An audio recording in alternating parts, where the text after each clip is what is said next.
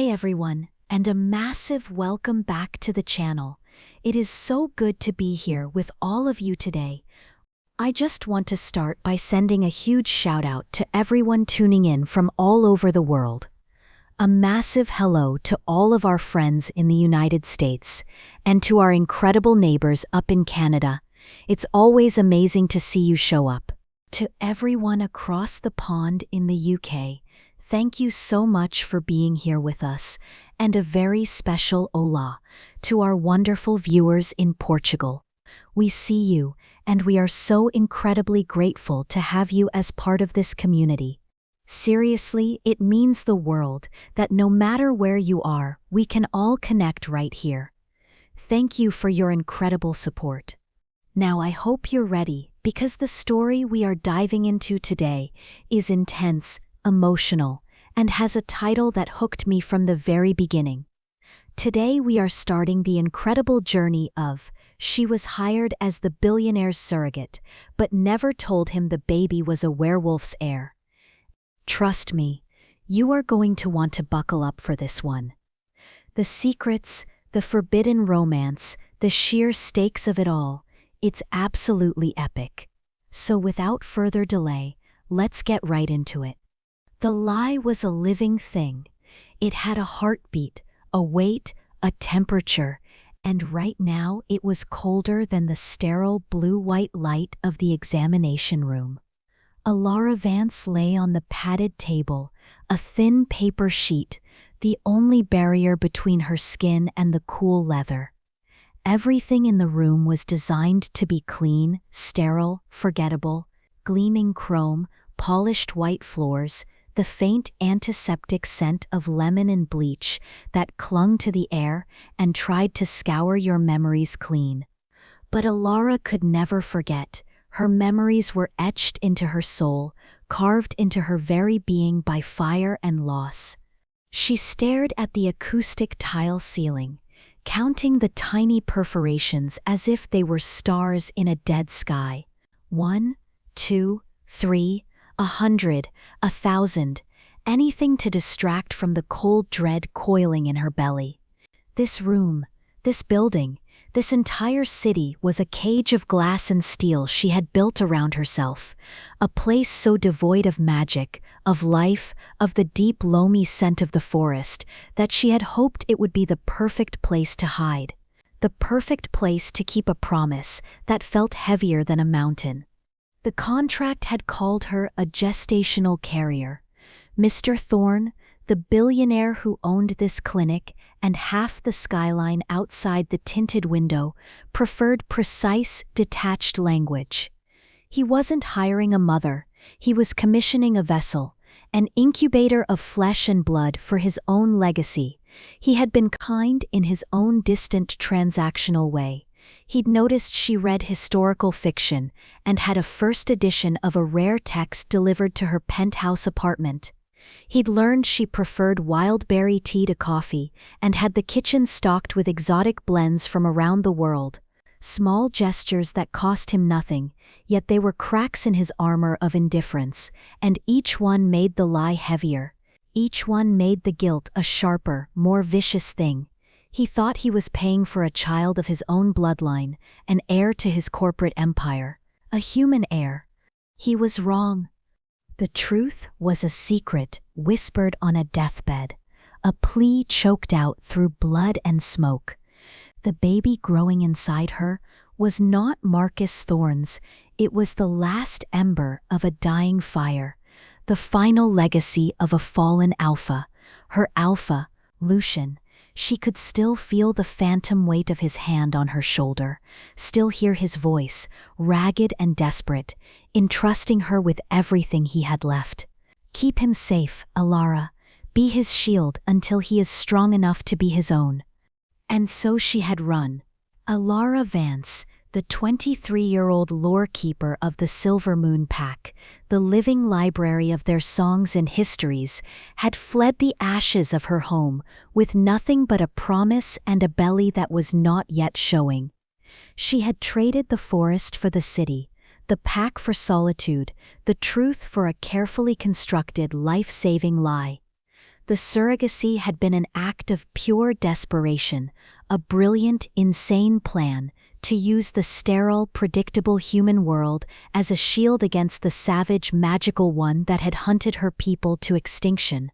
A soft knock, and the door slid open. Nurse Gian entered, her smile professional, her eyes kind but clinical. "Ready for the big show, Elara?" "The 20-week anatomy scan. We get to count all those tiny fingers and toes today."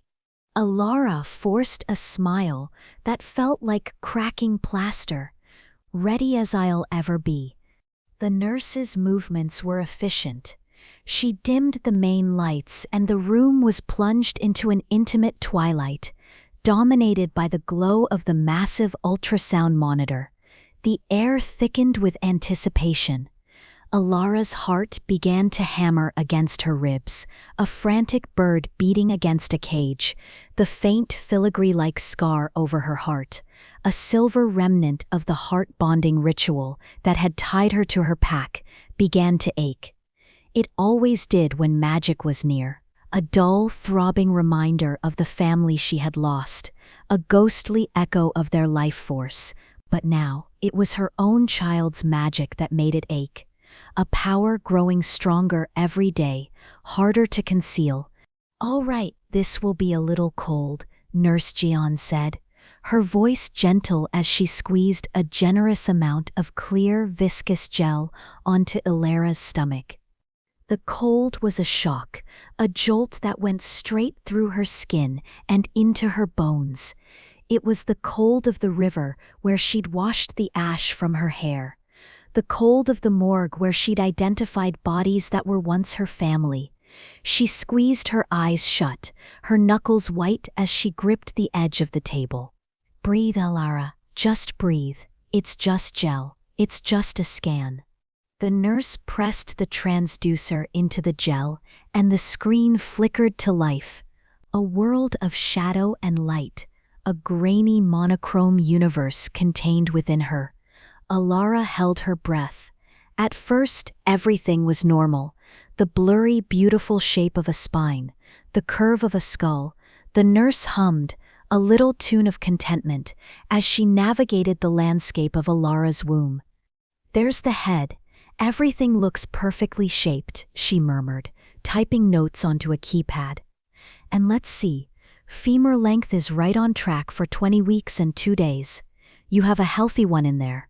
For a single, glorious second, Elara allowed herself to believe it would be okay, that her fear was just paranoia, that she could get through this, that the human technology was too primitive to see the truth, that her child's true nature was tucked away too deep to be found.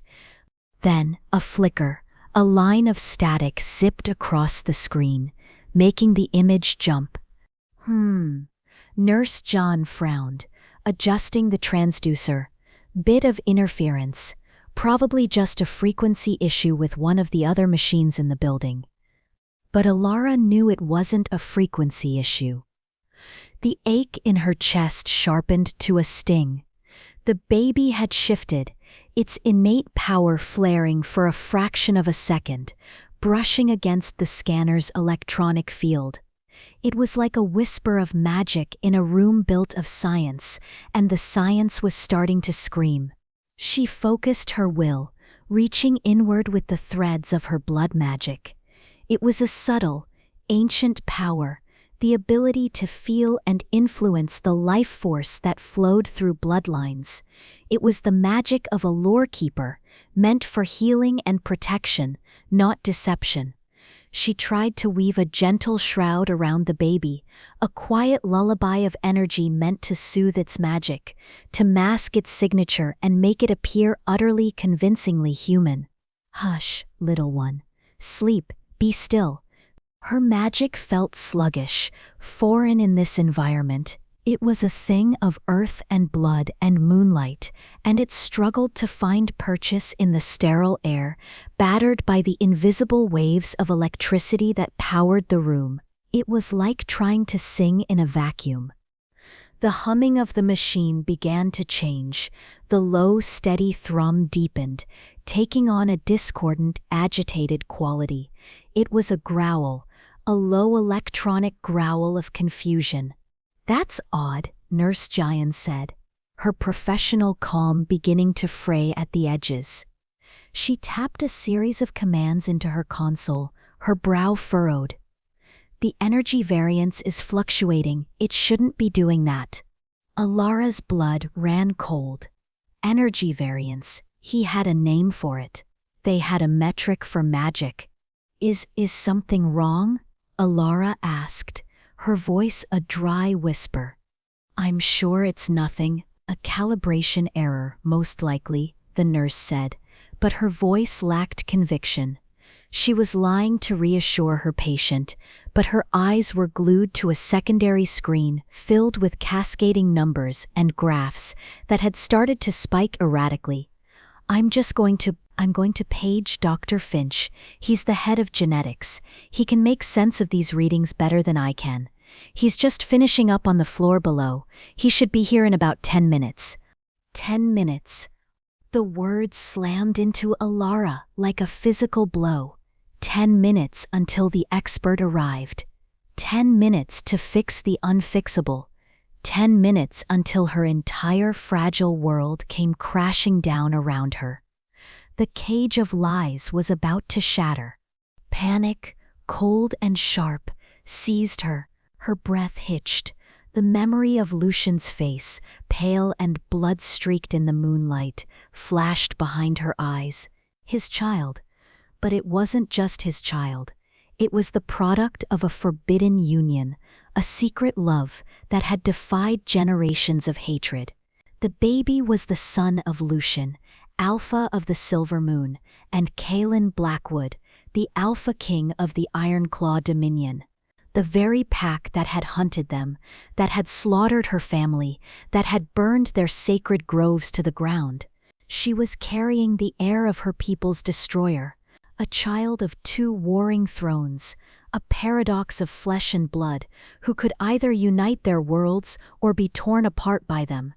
And Dr. Finch was coming in 10 minutes.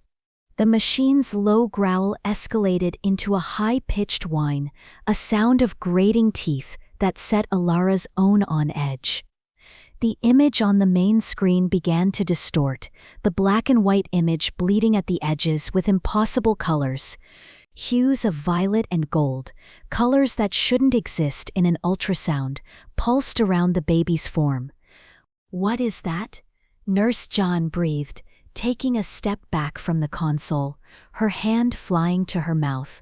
"That's not possible." Elara had to act. Subtlety was a luxury she no longer had. She closed her eyes, shutting out the panicked nurse and the screaming machine, and dove deep into her own power. She ignored the sterile air and focused on the one source of true organic life in the room, herself, her own blood singing in her veins. She drew on her own life force, pulling it from the marrow of her bones, a dangerous, draining act. She needed to ground the chaotic energy, to give her magic an anchor. She slid her bare foot off the edge of the table, pressing the sole firmly against the cold metal base of the machine. A shock, sharp and icy, shot up her leg. It felt like grabbing a live wire. She was creating a circuit, her body the conduit between the baby's untamed magic and the furious machine. She was trying to absorb the storm. Pain flared behind her eyes, but she held on, gritting her teeth against a cry. She could feel the baby's power now, raw and unfiltered, a miniature sun of pure potential, and it was terrified. It was reacting to the aggressive probing of the scanner, defending itself with the only instincts it had. "I am here," she sent to her child, not with words, but with a wave of pure, undiluted feeling through their shared blood.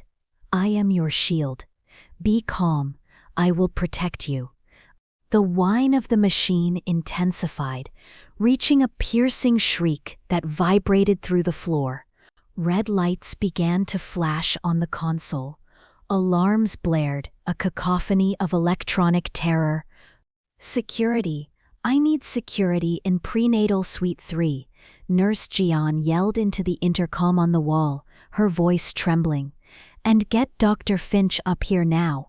It was too much. The feedback loop was overwhelming her. Her vision swam. The effort was immense, like trying to hold back a tidal wave with her bare hands. The scar on her chest burned with an agonizing fire, a searing pain that stole her breath. This was what it felt like to fail. She was going to be discovered. They would take the baby. Marcus Thorne would see the anomaly, the genetic impossibility. The Ironclaws would sense the royal bloodline revealed to the world. They would come for him. Everyone would come for him. And in that moment of despair, a new sound cut through the chaos. It was the heart monitor. The frantic, panicked beeping had stopped. In its place was something else, something slow and deep and powerful. Thump, thump, thump, thump. It wasn't a single beat, it was a double beat, a steady, resonant rhythm like a war drum and its echo. A primary beat, strong and clear, followed a microsecond later by a deeper, resonant echo that vibrated not just in the air, but in her very bones. Elara's eyes snapped open, the pain, the fear, the screaming alarms, it all faded into the background. She knew that sound. She had read of it in the oldest scrolls, the ones bound in hide and written in the blood of the first wolves. It was a sound that had not been heard in 1,000 years. It was not just the heartbeat of an alpha. It was the heartbeat of an alpha king. A ruler destined to command not just a pack, but all packs. The child she carried wasn't just an heir. He was a prophecy. A living, breathing legend whose existence defied all known laws of their kind. The son of 2 rival alphas had created something more, something new, something terrifyingly powerful. That knowledge changed everything. It was no longer just about protecting Lucian's memory. It was about protecting the future of their entire species, a future currently curled up inside her, his royal heart beating a steady, defiant rhythm against the chaos of the world. A surge of power, fierce and absolute, flooded her veins. It wasn't just her own strength anymore. It was the ferocious, primal power of a mother protecting a king. She was no longer hiding. She was commanding. With a silent scream of will, she unleashed the full force of her blood magic. She didn't try to soothe or shroud the energy anymore. She seized control of it. She grabbed the machine's electronic senses with the tendrils of her magic and forced them to see what she wanted them to see. She didn't absorb the storm. She bent it to her will. She reached into her own memory and pulled out the image of the scan from 5 minutes ago.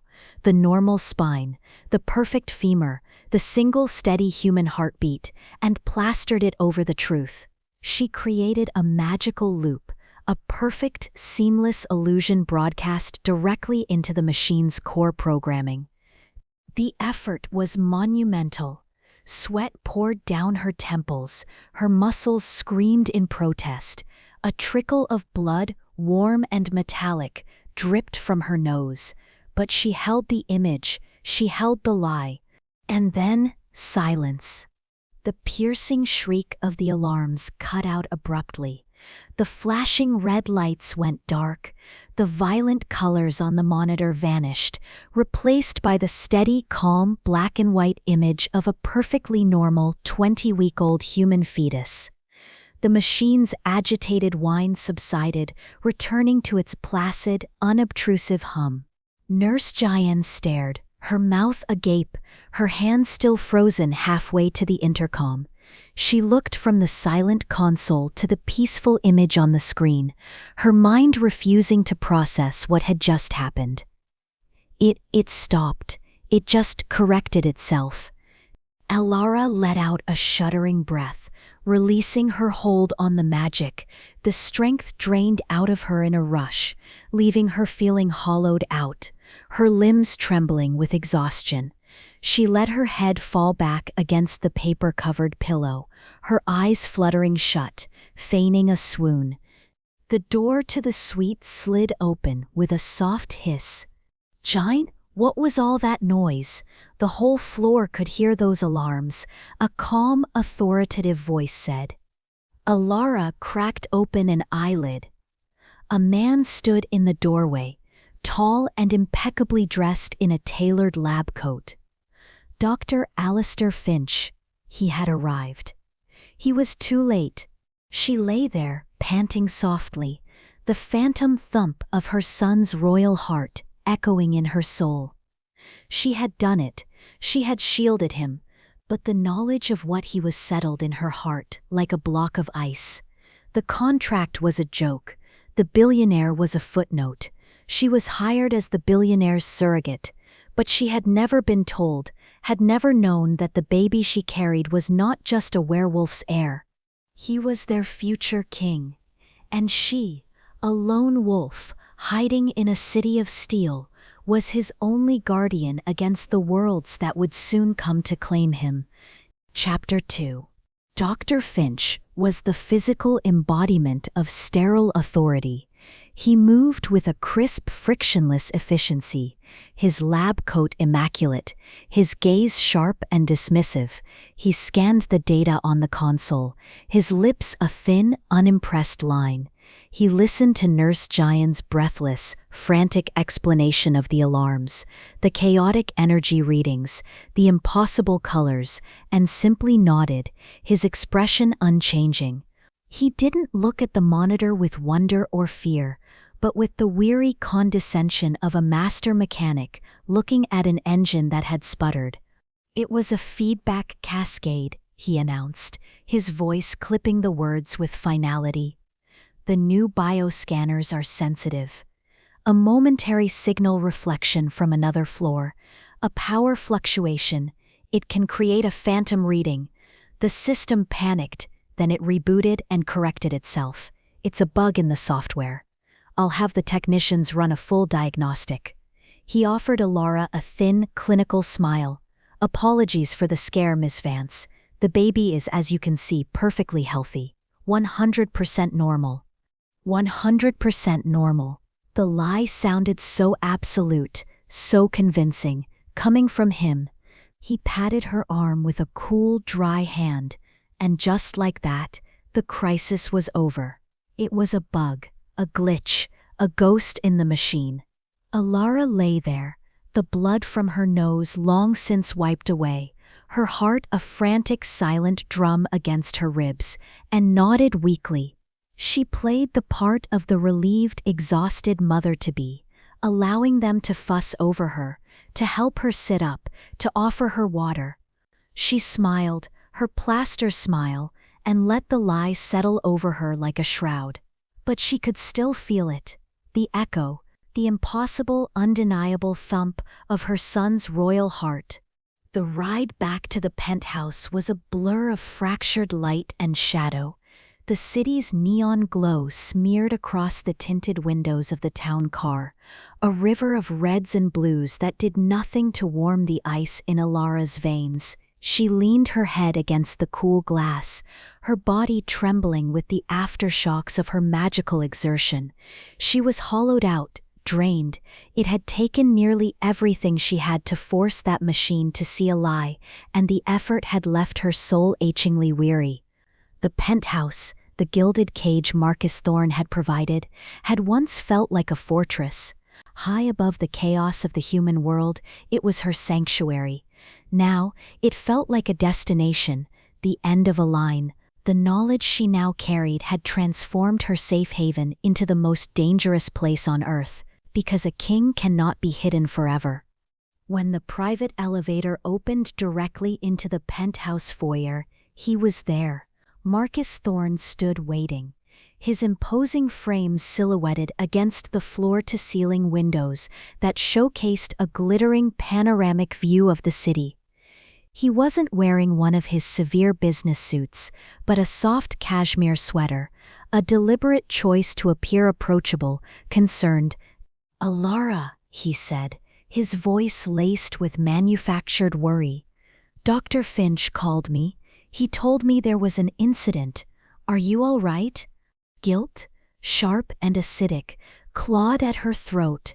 He looked so genuinely troubled.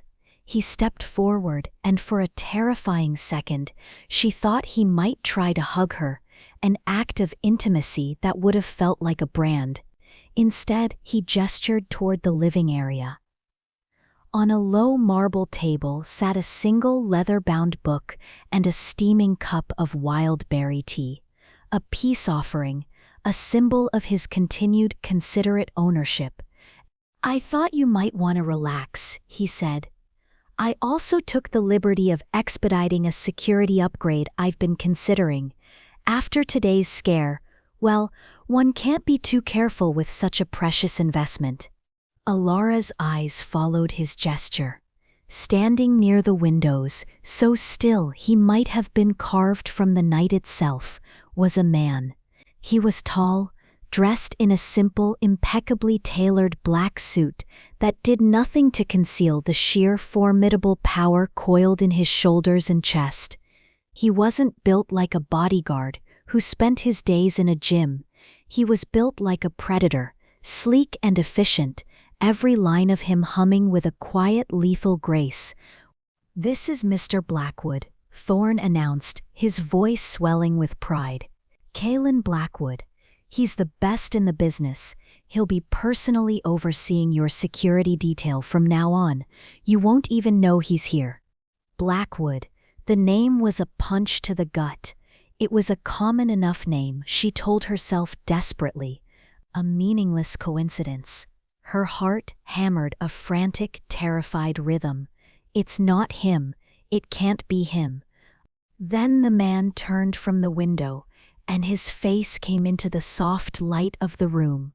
The lie she had been telling herself died a swift, brutal death. It wasn't just the strong jawline or the severe aristocratic features that she recognized from Lucian's pained descriptions. It was the eyes. They were the color of ancient amber, molten gold lit by a fire deep within. They weren't human eyes. They held an intelligence that was older, deeper, and far more dangerous than anything that belonged in this sterile modern world. They were the eyes of the Ironclaw Alpha King. And they were looking right at her. The moment their gazes met, the world tilted on its axis.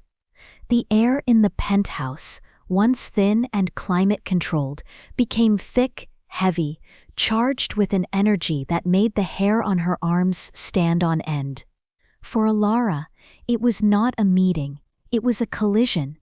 Her blood magic, the power that flowed in her veins like a second soul, didn't just ache in her scar, it screamed, it recoiled as if burned, a wild, panicked thing flaring up in sheer terror. His presence was not a whisper of magic like her own, it was a roaring, deafening inferno. It was a physical weight, a crushing pressure of dominance and absolute authority that buckled her knees and stole the air from her lungs. It was the scent of cold iron and ancient pine forests, the scent of the wolf who had destroyed her world, the scent of the man her alpha had loved, the scent of her own child's father, a walking paradox of grief and terror, and an impossible traitorous connection. Instinct, born from generations of survival, took over. Her magic threw up a shield around her and the child, a desperate reflexive wall of energy designed to hide, to obscure, to make her seem small and insignificant, and utterly human. It was the magical equivalent of a prey animal freezing in the sights of an apex predator. But this predator saw everything. She saw a flicker in those impossible amber eyes, a bare infinitesimal shift. His power, his legendary aura of dominion pressed against her shield. She could feel it, a tangible force probing at the edges of her magic. It wasn't a brutish, crushing assault. It was worse. It was intelligent. It was curious. It met her panicked defense not with aggression, but with a sudden, intense focus. He had expected to find a fragile human vessel, a piece of property to be guarded. Instead, his power had brushed against another, a hidden ancient magic that was pushing back. He tilted his head, a fraction of an inch, but the gesture was monumental. It was the look of a wolf that has caught a scent on the wind. It does not recognize, a scent that changes the nature of the entire hunt. And in that split second of silent, cataclysmic contact, her lore-keeper's mind flooded her with knowledge she didn't want. The oldest scrolls, the origin story, the tragedy of the first wolf, whose 2 children were blessed with the 2 halves of his power. The son of the sun was given the aura of dominion, the power to command, to lead, to be a king. The daughter of the moon was given the blood magic, the power to connect, to heal, to preserve history. Blackwood and Silvermoon, sun and moon, 2 powers meant to rule in balance. A balance their descendants had shattered, turning complementary forces into a feud that had lasted 1,000 years. His power wasn't just opposing hers, it was calling to its other half, and the child in her womb, a creature of both sun and moon, was a screaming beacon of that reunited magic. "Miss Vance, are you feeling all right? You look pale." Marcus Thorne's voice broke the spell. Elara tore her gaze away from Kaelen Blackwood, a gasp of air flooding her lungs as if she had been underwater. Breaking eye contact was a physical wrench, like tearing 2 powerful magnets apart. I'm fine," she managed, her voice a strained whisper. "Just tired. The glitch at the clinic was more stressful than I thought." "Of course," Thorne said, his attention already drifting. "Well, I have an early meeting in Tokyo. I'll trust Mr. Blackwood to get you settled. He has the full security schematic, and your schedule." Thorne gave a curt nod to Kaelen and then to Elara, the concerned host replaced once more by the efficient billionaire. He walked to the elevator, and with a soft chime he was gone, leaving her alone with the monster from her nightmares. The silence that descended was a living thing. It was filled with the thrum of their clashing powers, a subsonic hum that vibrated in Elara's bones. She stood frozen, her hand instinctively moving to rest over her belly, a futile gesture of protection. She could feel Kaelen's gaze on her, a physical touch that traced the line of her shoulder, the curve of her throat. It wasn't a lustful gaze, it was analytical, searching. He moved. Not with a sound, but with a fluid shift of presence. He crossed the vast expanse of the living room, his steps utterly silent on the polished marble floor. He didn't stop until he was standing a mere few feet from her, close enough that she could feel the heat radiating from his body, close enough that the scent of pine and winter air was overwhelming. His voice, when he finally spoke, was exactly as Lucian had described it, a low, resonant baritone that seemed to vibrate in the very air between them, a voice laced with innate command. "Mr. Thorne is a man who values his assets," Kaelen said, his amber eyes scanning her face, her body lingering for a fraction of a second on the hand covering her womb. He was seeing more than just a pregnant woman. He was reading the frantic pulse in her throat, the tension in her shoulders, the wild, hidden power churning just beneath her skin. He was reading her like one of her ancient scrolls. He took one more, impossibly soft step forward. The air crackled, the pressure of his aura intensified, not crushing her, but enveloping her, a velvet glove of pure will. Then came the words. The quiet, devastating words that shattered the last of her composure. "I was hired to protect the asset. His gaze was relentless, hypnotic. He held her captive with nothing but the sheer force of his presence. A long, breathless pause stretched between them, a silence so profound she could hear the frantic drumming of her own heart. "But you are not just an asset, are you, Ms. Vance?" It wasn't a question, it was a conclusion, a declaration. He knew, he didn't know how or why or what it all meant, but he knew she was more than she seemed. He knew she was hiding something monumental. The Alpha King of the Ironclaw Dominion had come to guard his investment, and instead he had found the ghost of his fallen lover and the impossible echo of a power that was the other half of his own soul, all wrapped up in a terrified young woman who was carrying his child. Elara stood there, trapped in the golden cage of the penthouse, pinned by the amber gaze of her people's destroyer. Every instinct, every fiber of her being screamed at her to run, to use her magic, to flee into the night, to disappear into the anonymous crowds of the city, and never stop running. But where could she go? He was here, he was watching her. A flight attempt now would be a confession, triggering a hunt across the continent led by a predator who could sense her magic. She and her unborn son would be hunted down before she even reached the city limits. The alternative was to stay, to breathe the same air as him, to sleep under the same roof, to live every single second of every day under the intense analytical gaze of the one man on earth who had the power and the motivation to unravel her secrets. To stay was to walk a razor's edge over a bottomless canyon, knowing that the father of her child was also her warden, her judge, and her potential executioner. The penthouse was no longer a cage or a sanctuary.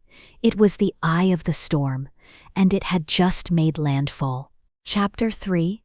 The words hung in the air between them, shimmering with unspoken threat and undeniable truth. "You are not just an asset." Time seemed to stretch and thin, pulling taut like a bowstring. Elara's mind, a frantic scramble of lies and half-truths, went utterly blank. There was no clever retort, no plausible denial she could offer that wouldn't sound like a desperate lie. To speak was to incriminate herself. To stay silent was a confession. So she did the only thing she could. She let her carefully constructed human persona take over. She allowed the genuine shock and exhaustion coursing through her to manifest as fragile fear. Her eyes widened. A tremor which required no acting at all ran through her hand as she lowered it from her belly. She took a half-step back, letting him see the flicker of a hunted animal in her eyes. She made herself small, weak. I don't know what you mean," she whispered, her voice a fragile, brittle thing. "I'm tired.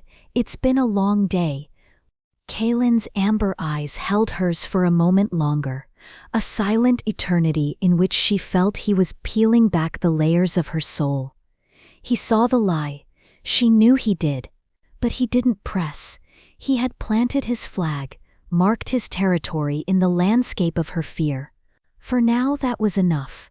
A subtle, almost imperceptible shift occurred in his posture. The predatory stillness receded, replaced by a mask of cool professionalism. The Alpha King vanished, and the formidable head of security returned. "Of course, my apologies, Miss Vance," he said, his voice returning to a neutral, detached baritone. "Mr. Thorne's instructions are clear. Your safety and comfort are paramount. The penthouse is now on a closed security network. No one enters or leaves without my direct authorization. A panic button has been installed by your bed and in the main living area. Press it and I will be here in less than 10 seconds. He was outlining the features of her prison. Each word was another bar on the cage. He spoke of schedules, dietary restrictions, approved outings, his voice a calm, steady drone that was 1,000 times more terrifying than an outright threat. He was in control of the doors, the cameras, the food she ate, the air she breathed, and he would be watching, always watching. Elara simply nodded, unable to form words. When he was finished, she turned without another word and walked toward the master suite, feeling his gaze on her back like a physical weight. Every step was a monumental effort of will, a fight to keep from breaking into a dead run. She didn't stop until the bedroom door was closed behind her, the soft click of the latch sounding as final as a prison cell locking for the night. She leaned against the cool wood of the door, her breath coming in ragged, shuddering gasps. Alone. She was finally blessedly alone, but the solitude offered no comfort. His presence lingered in the air, a phantom pressure, a scent of pine and cold iron that her heightened senses could still detect even from rooms away. Slowly, her trembling fingers went to the collar of her dress. She fumbled with the clasp of the simple silver chain she never took off. Tucked beneath the fabric, resting against her skin, was a small, smooth pendant. It was a piece of obsidian, polished by touch into a soft, dark mirror and cool against her feverish skin. Lucian had given it to her on that last terrible night. "For the baby," he'd said, his voice already weak, "so he knows he came from love." She clutched the stone, its familiar coolness a small anchor in the swirling chaos of her mind. Squeezing her eyes shut, she let the memory she had been fighting against finally break free. It wasn't her memory, not truly, it was his, a gift and a curse from the heart bonding. The scene bloomed behind her eyes, as vivid as if she were living it herself. The air is cool, smelling of damp earth and moss. Not the deep woods of the Silvermoon territory, but a neutral space, a hidden waterfall cascading into a moonlit pool, a place of truce known only to the two of them. Lucian, her alpha, stands at the water's edge. He isn't the broken, dying man from her last moments with him. He is vibrant, his silver blonde hair catching the moonlight, his blue eyes bright with a fierce, desperate love. He is turning the obsidian pendant over and over in his hand. And then Kaelen is there. He emerges from the shadows of the ancient pines, moving with that same impossible silence she had just witnessed in the penthouse. But here, in this memory that is not her own, he is different. The harsh lines of his face are softened, the crushing weight of his aura is tempered, banked like a fire, its warmth directed only at the man before him. He is not a king, not an enemy, he is just a man, deeply and irrevocably in love. "You're late," Lucian says, his voice a low tease, but his eyes are shining. "The council is growing suspicious," Kaelen replies, his deep voice a gentle rumble.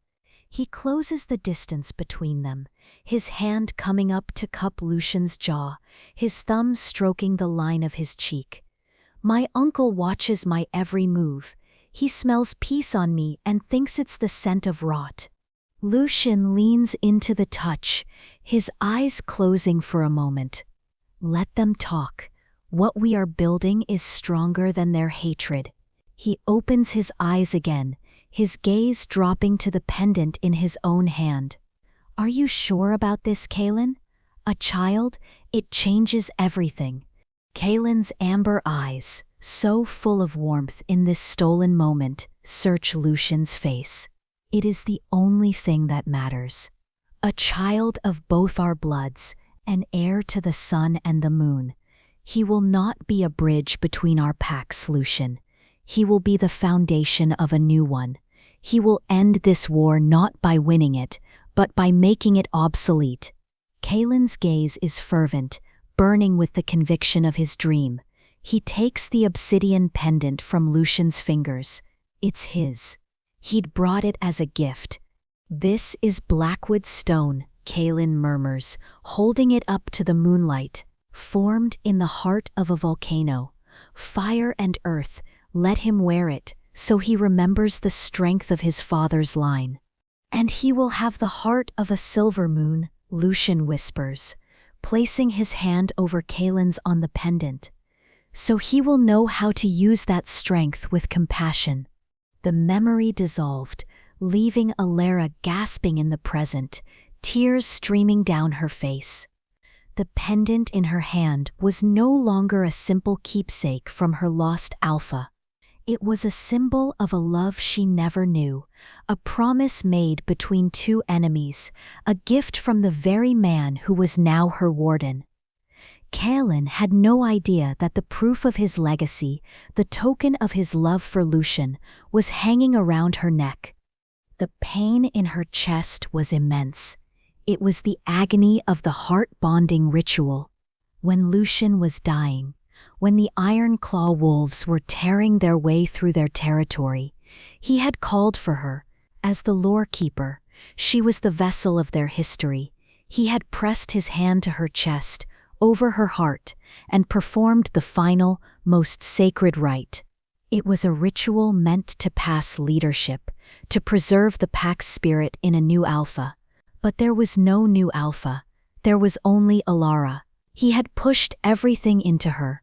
His love for Kaelen, his hope for their child, his grief, his pain, and a sliver of his own fading life force.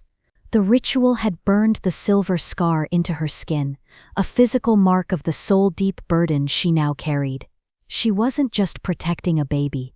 She was carrying the last echo of her alpha's soul. A sharp knock on the door made her jump, her hand tightening around the pendant. "Miss Vance?"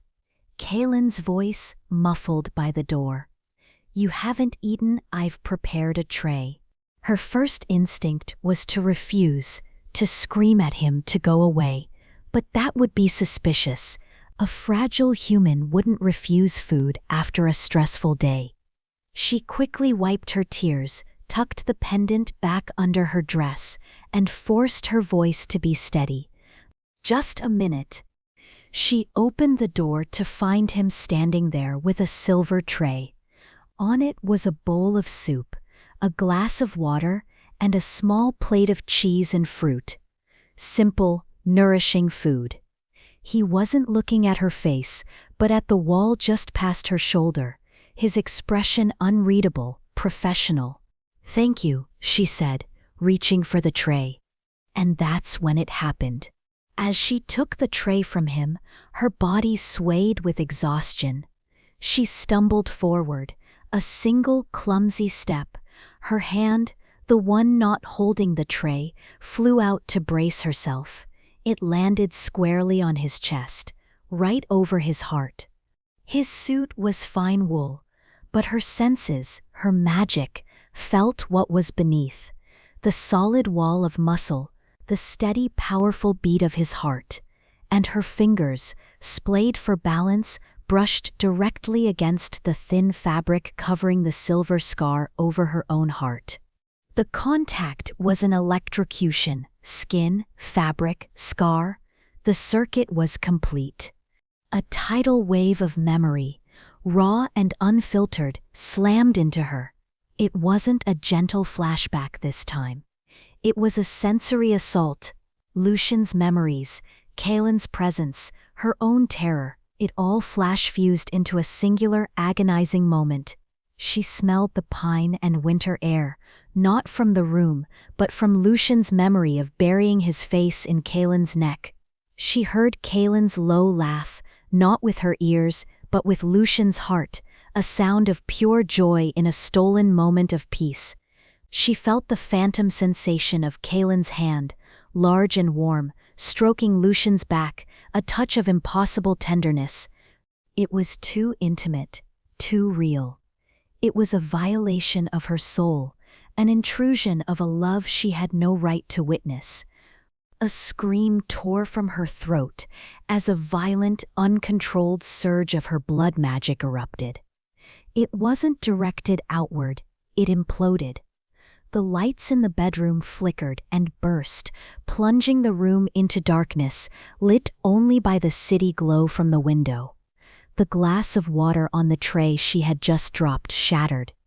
The pain in her chest was absolute, a white-hot agony as if a brand were being pressed into her heart. She collapsed, clutching her chest, her body convulsing on the floor. Through the haze of pain, she saw him. Kaelen hadn't moved. He stood amidst the wreckage, staring down at her, his face a mask of shock and utter confusion. Then he was moving, kneeling beside her on the floor, his hands hovering over her, unsure of what to do. He saw her agony, her gasping breaths, the sheer unadulterated pain etched on her face. This wasn't a trick. This wasn't an attack. This was a system failure. This was a soul tearing itself apart. And then he did something that defied every law of nature she knew. He reached out, not with his hands, but with his power. She felt the familiar, terrifying pressure of his aura of dominion begin to gather around him. She flinched, expecting a blow, a command to stop, a crushing wave of will that would snuff her out. But it never came. Instead of a hammer, his aura was a blanket. Instead of a command, it was a whisper. He shaped it, controlled it with a finesse she would never have believed possible. The crushing weight of his power transformed into a gentle, protective dome that settled over her. It pushed back the chaos, it soothed the raging fire of her own magic. It was a profound, inexplicable calm, a shield of absolute stillness that absorbed the violent, ricocheting energy inside her. It was like a cool hand on a raging fever. It was like a soundproof room in the middle of a war zone. He was using the very power that defined him as her enemy to save her from herself. The agonizing surge of her blood magic subsided, tamed by his unexpected grace. The convulsions stopped. She was left trembling on the floor, gasping for breath, her body slick with a cold sweat. She looked up, her vision blurry with tears, into the face of the Alpha King. He was kneeling over her, his own face pale, a deep, furrowed line between his brows. The amber in his eyes was no longer just intrigued. It was shaken. He had felt it. He had touched the edges of her pain, of the chaotic magic tied to a love and a grief that was inextricably linked to him. He was looking at her not as an asset, not as a puzzle to be solved, but as a creature in an agony he had just for a moment shared. And in his eyes she saw the monster recede, replaced by a man who was utterly, profoundly bewildered. He had helped her. The monster had shown her mercy, and in that single act of unexpected, impossible gentleness, the world tilted once more. He was no longer just the enemy. He was something else, something far more dangerous. He was a complication she could never have foreseen, and she was utterly, terrifyingly vulnerable. Chapter 4. The silence that followed the storm was more profound than any noise. It was a vacuum, cleared of chaos, leaving only the two of them kneeling on the floor amidst the wreckage of a shattered glass and the scent of ozone. Kaelen's power, his incredible, terrifying aura of dominion, receded from her like a gentle tide, leaving behind not a threat, but a strange and unnerving calm. The shield was gone, but the echo of its protection remained, a warmth that lingered on her skin. He moved slowly, deliberately, helping her to her feet. His touch was no longer the detached contact of a bodyguard or the probing assessment of a hunter. It was careful, cautious, as if he were handling something infinitely fragile that he had almost broken. He led her to the edge of the bed and sat her down, his amber eyes never leaving her face, searching her for answers to questions he didn't seem to know how to ask. He didn't ask what was that. He didn't ask about the flickering lights or the shattered glass. His gaze was fixed on the scar he knew was hidden beneath her dress, the epicenter of the psychic explosion he had just witnessed and contained. That was grief, he said. His voice a low, rough thing, stripped of its usual authority. It was a statement, not a question. And it felt like him. It felt like Lucian. The name, spoken aloud in the quiet intimacy of the room, shattered the last of her defenses. The walls she had spent months building, the lies she had cemented with fear and desperation, they all crumbled to dust. Tears she didn't know she had left to cry welled in her eyes, hot and unstoppable. The time for hiding was over. He had seen her soul, had touched the raw bleeding wound of her past, and had not destroyed her. He deserved the truth, all of it. "The night he died," she began, her voice hoarse, broken. "The night the Ironclaws came, he performed the heart bonding. He was the lore keeper before me. He pushed his final wish, his memories, a piece of his spirit into me. So it wouldn't be lost." She looked up, meeting his stunned, anguished gaze. "I carry a part of him with me. That's why you feel him. He's why my magic reacted to you." She watched his face, the rigid control of the Alpha King cracking, revealing the man beneath, a man who had lost the other half of his soul and had been searching for its ghost ever since. Grief stark and profound washed over his features. But she wasn't finished. The hardest truth was yet to come. She took a shuddering breath, her hand moving to rest protectively on her belly. "The baby," she whispered, the words tasting of terror and liberation. "He is not Marcus Thorne's, he is Lucian's." She paused, letting the first part of the truth sink in, before delivering the final, world-altering blow. "And he is yours." For a long, breathless moment, Kaelen did not move. He was utterly still, a statue carved from granite and disbelief. The revelation didn't trigger an explosion of rage. It was an implosion. She could see it in his eyes, a universe of emotion collapsing inward. The hope, the shock, the wild, desperate joy warring with the cold fury of being deceived. He, Kaelen Blackwood, Alpha King of the Ironclaw Dominion, a being whose entire existence was predicated on control, on knowing everything, had been blind to the most important truth of his life. A child. His child. A living, breathing piece of his love for Lucian, hidden away in the belly of a woman he'd thought was his enemy. He stood up, not in anger, but as if the ground were unstable beneath him. He paced the length of the room, his powerful frame radiating a contained energy that was more frightening than any shout. He was a caged storm, and she had just handed him the lightning. Seeing the turmoil that threatened to tear him apart, a strange new strength bloomed in Elara's chest.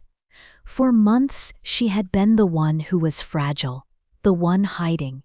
Now he was the one unmoored, and she was the keeper of the map. "There's more," she said, her voice gaining a sliver of its old lore-keeper authority. "There are things you need to understand, a truth that can't be spoken in this room of glass and steel." She stood, her own legs shaky but resolved. "You have to trust me." He stopped pacing, his back to her. His shoulders were rigid with tension. Trust her? The woman who had hidden his son from him. Yet he had felt her pain. He had felt Lucian's echo within her. He turned slowly, his amber eyes dark with 1,000 conflicting emotions. He gave a single sharp nod. She led him from the suite, not through the main doors, but to a small, unmarked service panel in the hallway. Behind it was a narrow, dusty staircase, a forgotten artery in the skyscraper's body. The air changed as they ascended, the sterile, climate-controlled chill giving way to a warmer, more humid atmosphere. At the top was a heavy steel door, which she unlocked with a key she wore on the same chain as the pendant. She pushed it open, and they stepped out of the world of man and into hers. They were on the roof, but it was no barren stretch of gravel and vents. It was a greenhouse, a dome of glass and wrought iron hidden from the view of the surrounding buildings. And it was alive. The air was thick and sweet, with the scent of damp, black soil, of night-blooming cereus and a dozen other magical herbs she had painstakingly cultivated. This was her sanctuary, the last remnant of the Silvermoon pack, a small, impossible pocket of the old world thriving in the heart of the new. Vines with silver-veined leaves snaked up the ironwork, beds of moon-petal flowers, their white blossoms glowing with a soft internal luminescence, pulsed gently in the darkness. Whisperwood saplings, whose leaves rustled with secrets even in the stillest air, lined the central path. It was a place of quiet living magic. Her magic. Kaelen stood frozen at the entrance, his powerful form seeming both overwhelmingly large and strangely humbled in the face of such organic, sacred life. He looked around, his senses far sharper than any human's, taking in the thrum of life, the pure, untainted magic that saturated the air. "This is," he started, his voice rough. "It is all I have left of home," Elara finished quietly. Here, in her place of power, she felt a measure of calm. "And it is the only place where we can do what must be done." She led him to the center of the greenhouse, to a circular bed of soil that was darker and richer than the rest. It was consecrated earth, mixed with soil from the Silvermoon's sacred grove, carried here in secret. "The child," she began, her voice steady and sure, "his power is unstable. That's what the machine in the clinic detected. That's what you felt when you touched me. He is a king, Kaelen, born of 2 royal alpha lines. But such a power cannot exist in a dormant state. A legacy like his is not just born, it must be awakened." She turned to face him fully, her gaze unflinching. "If we do nothing, his magic will eventually tear him apart from the inside. Or it will lash out, revealing him to the world before he is ready. He needs to be anchored. He needs the magic of both his bloodlines to acknowledge him, to bind together within him, and forge his spirit whole." She was proposing the unthinkable, the ritual of lineage, a ceremony so ancient it was considered little more than a myth. It would confirm everything, and it would be the ultimate act of faith between them. Kaelen stared at her, then down at her belly, his expression one of awe and terror.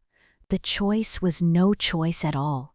It was for the survival of his son. "Tell me what to do," he said, his voice a low command that held a plea within it. Elara retrieved a small, carved wooden box from beneath a whispering fern. Inside, resting on a bed of dried moss, was a small ceremonial knife with a blade of sharpened flint.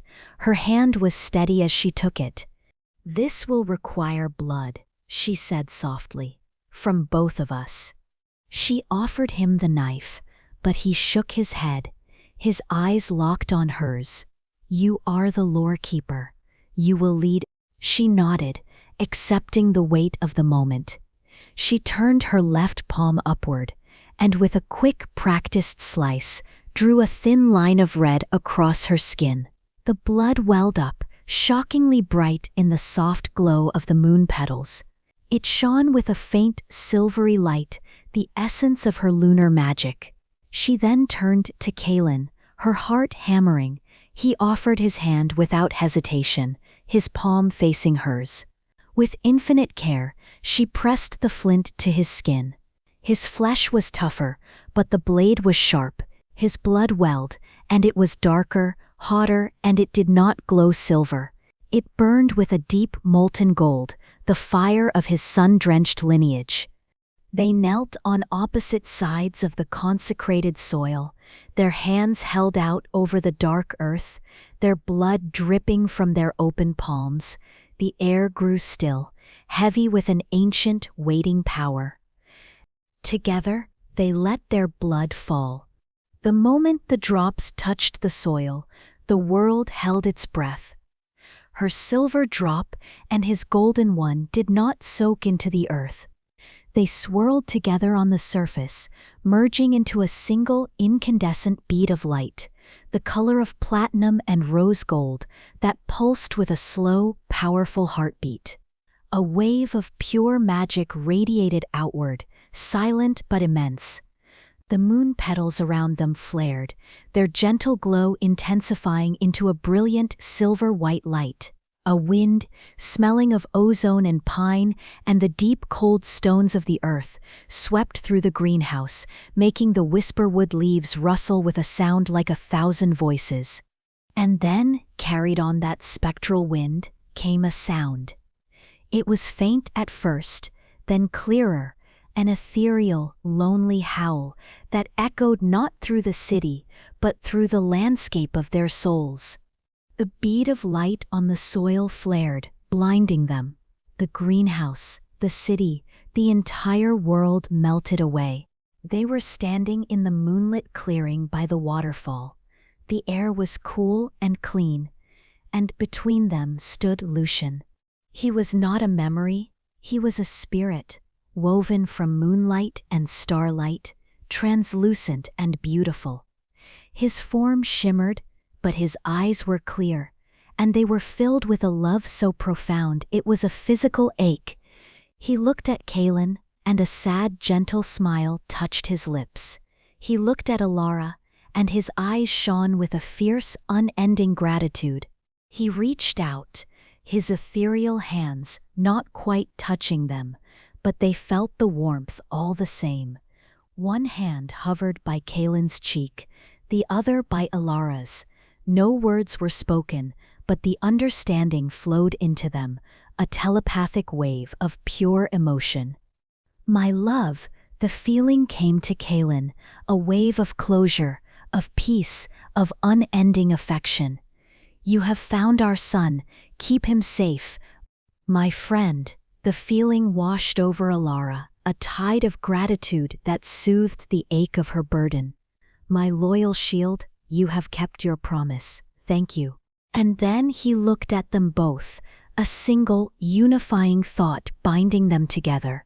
He is not a legacy of war. He is our prayer for peace. Love him, and love each other.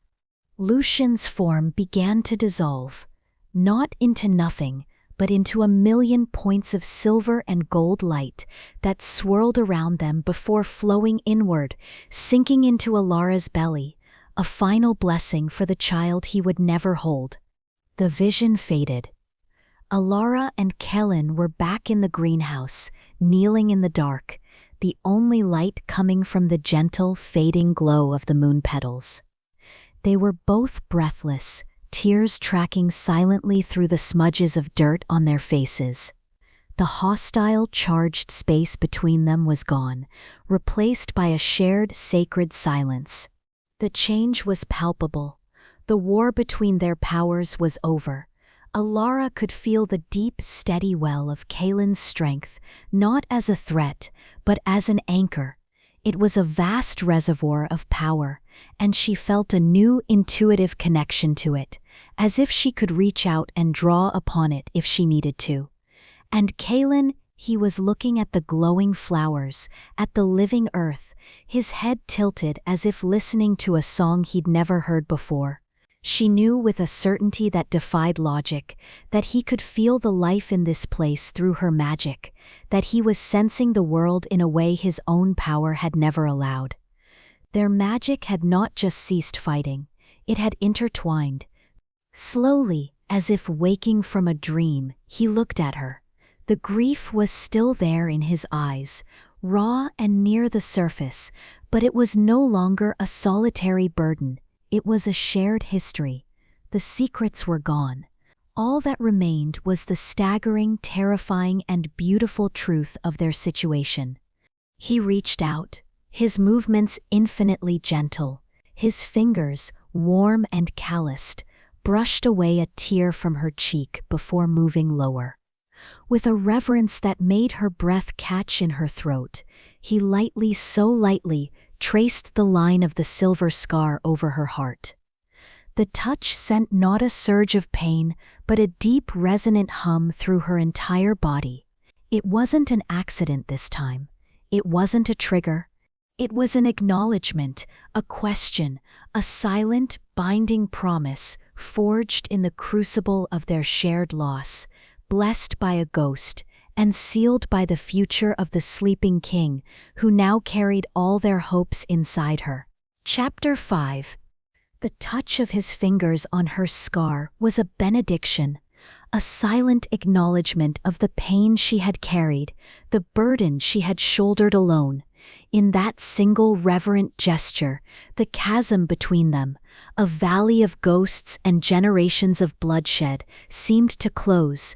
The air in the greenhouse was thick with unspoken words, with the shared grief for the man who had bound them together, and with the terrifying, beautiful promise of the new life that was a fusion of all their broken pieces.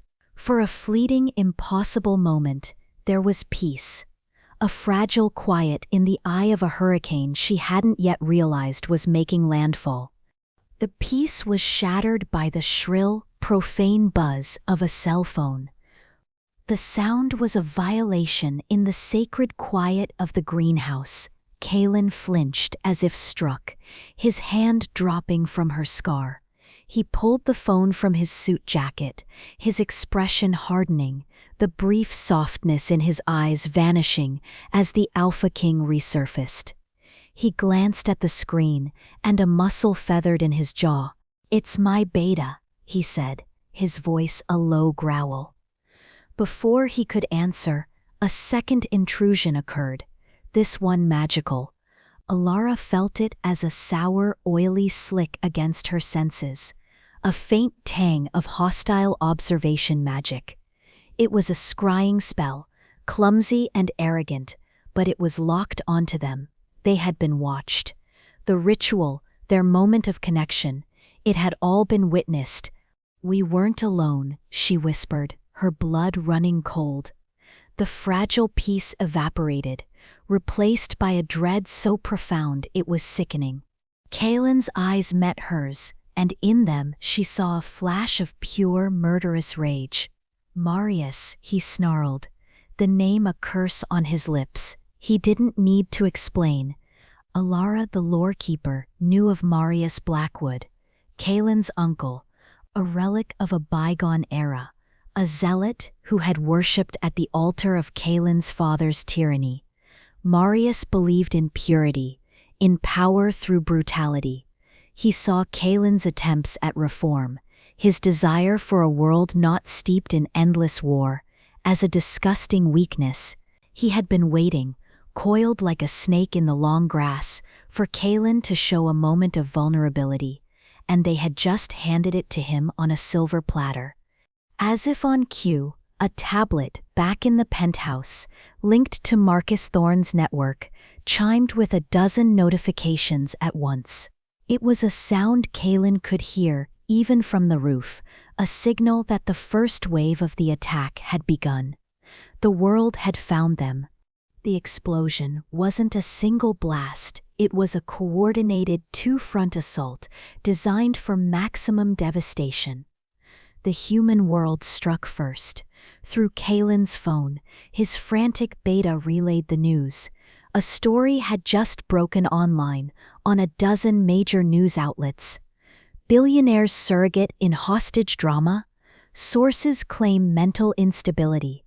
Marcus Thorne, the jilted billionaire, had painted himself as the victim.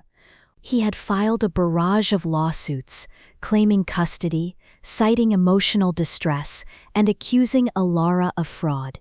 His legal documents, served electronically, spoke of a delusional young woman who had formed an unhealthy attachment and had been manipulated by a rogue security chief. Thorne's corporate machine, a global empire of information and influence, was now hunting them. Private investigators, media hounds, data miners, a soulless digital pack was on their trail. And then the second front opened. The one that truly mattered. "He's made his move," Kaelen said, his voice dangerously quiet as he listened to his beta. "Marius has called an emergency council. He presented them with evidence, a magical recording of the energy surge from the ritual. He's telling them I have broken the ancient laws, that I have mated with a Silvermoon and sired an abomination." He paused, his eyes closing for a fraction of a second.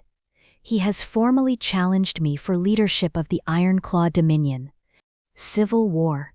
He was plunging the pack into civil war, using their unborn child as the spark to light the pyre.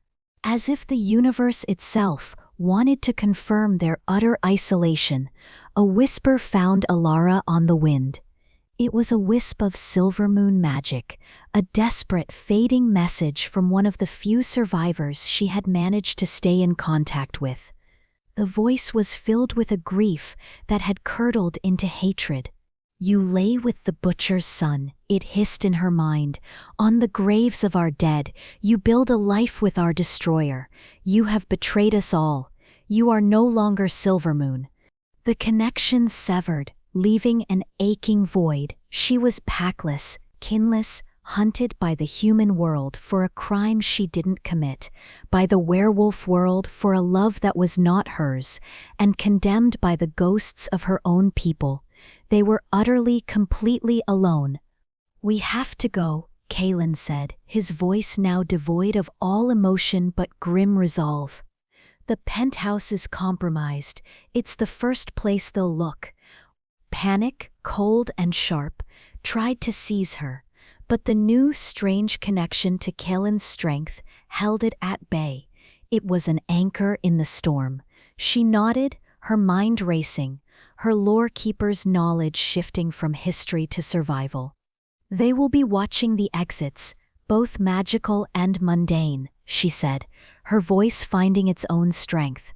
"We can't fight our way out. We have to disappear." This was their first test as a unit. They descended from the greenhouse, leaving the sanctuary of living magic behind, and re-entered the cold, hard lines of the skyscraper. In the sterile hallway, Elara closed her eyes and drew upon her blood magic. She pulled a thread of power from her own life force, weaving it into the air around them. It wasn't a wall or a shield. It was a glamour, an illusion, subtle and complex. She didn't make them invisible, she made them forgettable. She shrouded their appearances, softening their features, washing them out into the bland, tired faces of late-night maintenance workers. She layered the illusion with a confusing scent, the smell of floor wax and stale coffee, a scent that would cling to their trail and mask the powerful magic of an alpha king and a pregnant lore keeper. As they moved toward the service elevator, they came upon a security checkpoint, a guard watching a bank of monitors. Kaelen didn't break stride. He looked at the man, and a flicker of his aura, a gentle, insistent push, washed over the guard. The man's eyes glazed over for a fraction of a second. His gaze slid right past the monitor, showing the hallway they were in, his mind simply editing them out of his reality. He was suddenly overcome by an urgent need to check the inventory in a supply closet down the hall. They rode the service elevator down to the sub-basement, a grimy concrete world of humming generators and massive pipes. They were in the city's underbelly, a labyrinth of steam and steel that ran beneath the glittering facade of the metropolis. The air was thick with the smell of damp earth, rust, and decay. "My uncle believes this is a cleansing," Kaelen said, his voice echoing in the long, dark tunnel. They were moving quickly, their footsteps splashing in shallow puddles of murky water. He isn't just hungry for power, Elara. You have to understand that. In his mind, he is a patriot, a savior.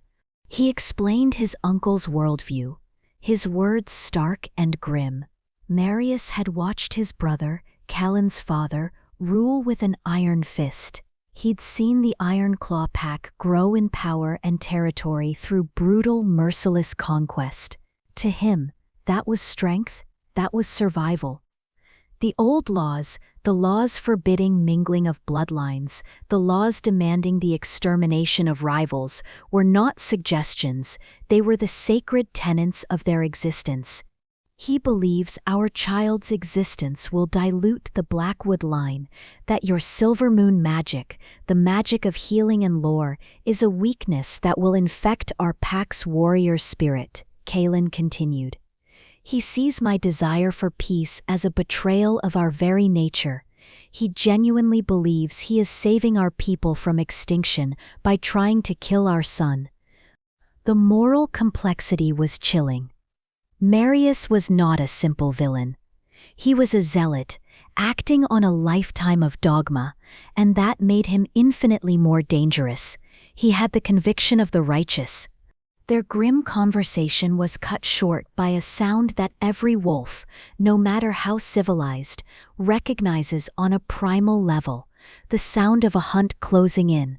From the tunnels ahead and behind them came the scrape of claws on concrete, the low growls of predators who had found their prey. They were in a large circular junction, a nexus of massive sweating pipes and rusted iron grates. There was nowhere left to run.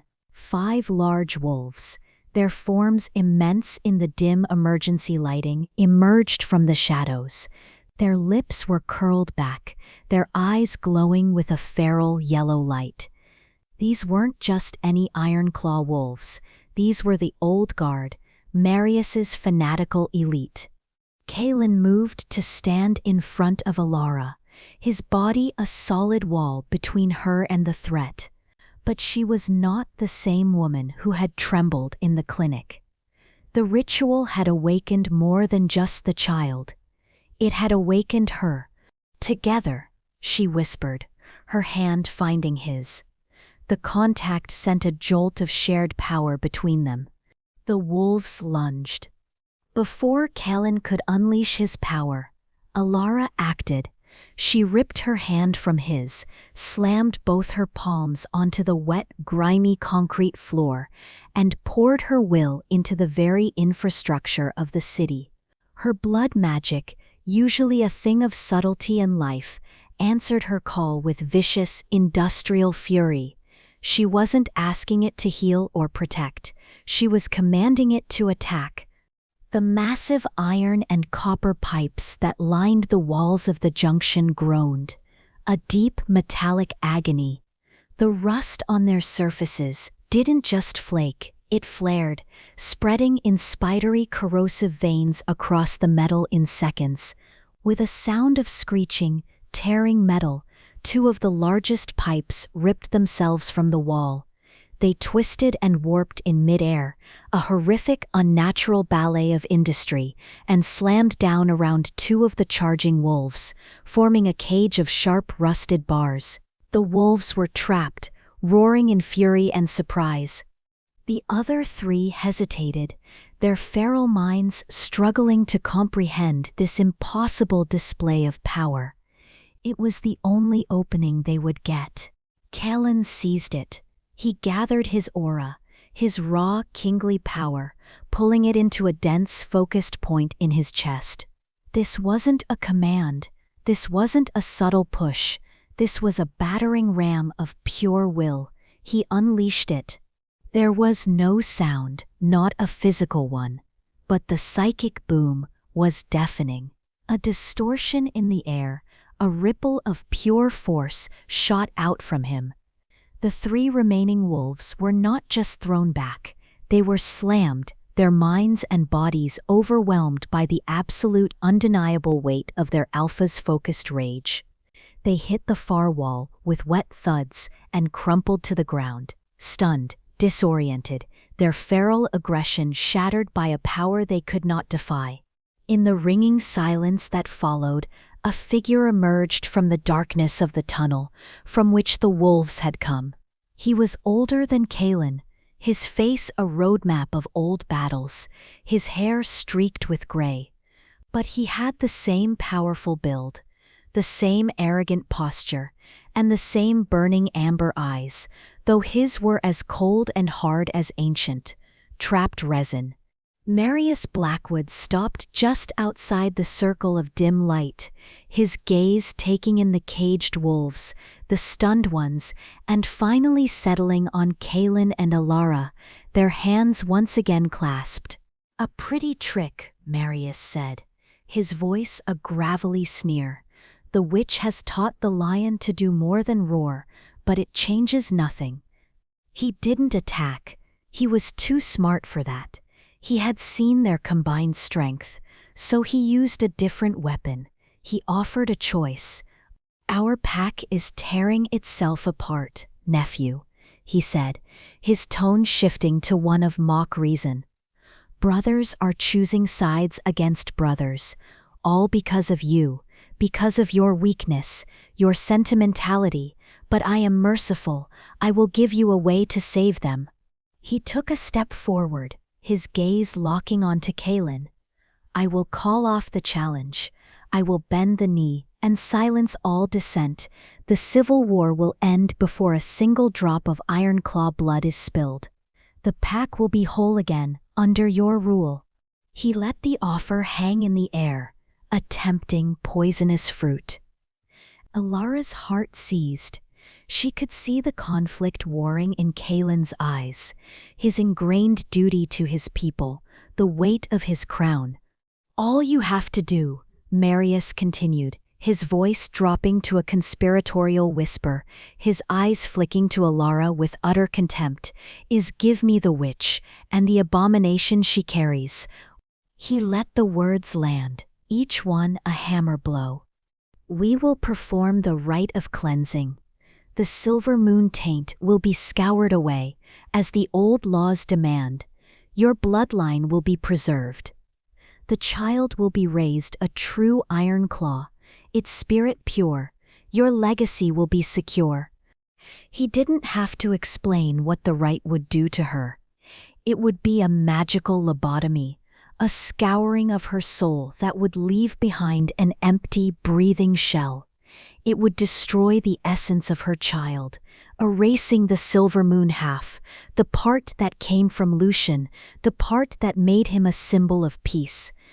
The choice was laid bare in the filth and darkness of the city's tunnels, Kaelen's duty against his heart, the lives of his pack against the soul of his son. He had to choose, and Elara could do nothing but watch.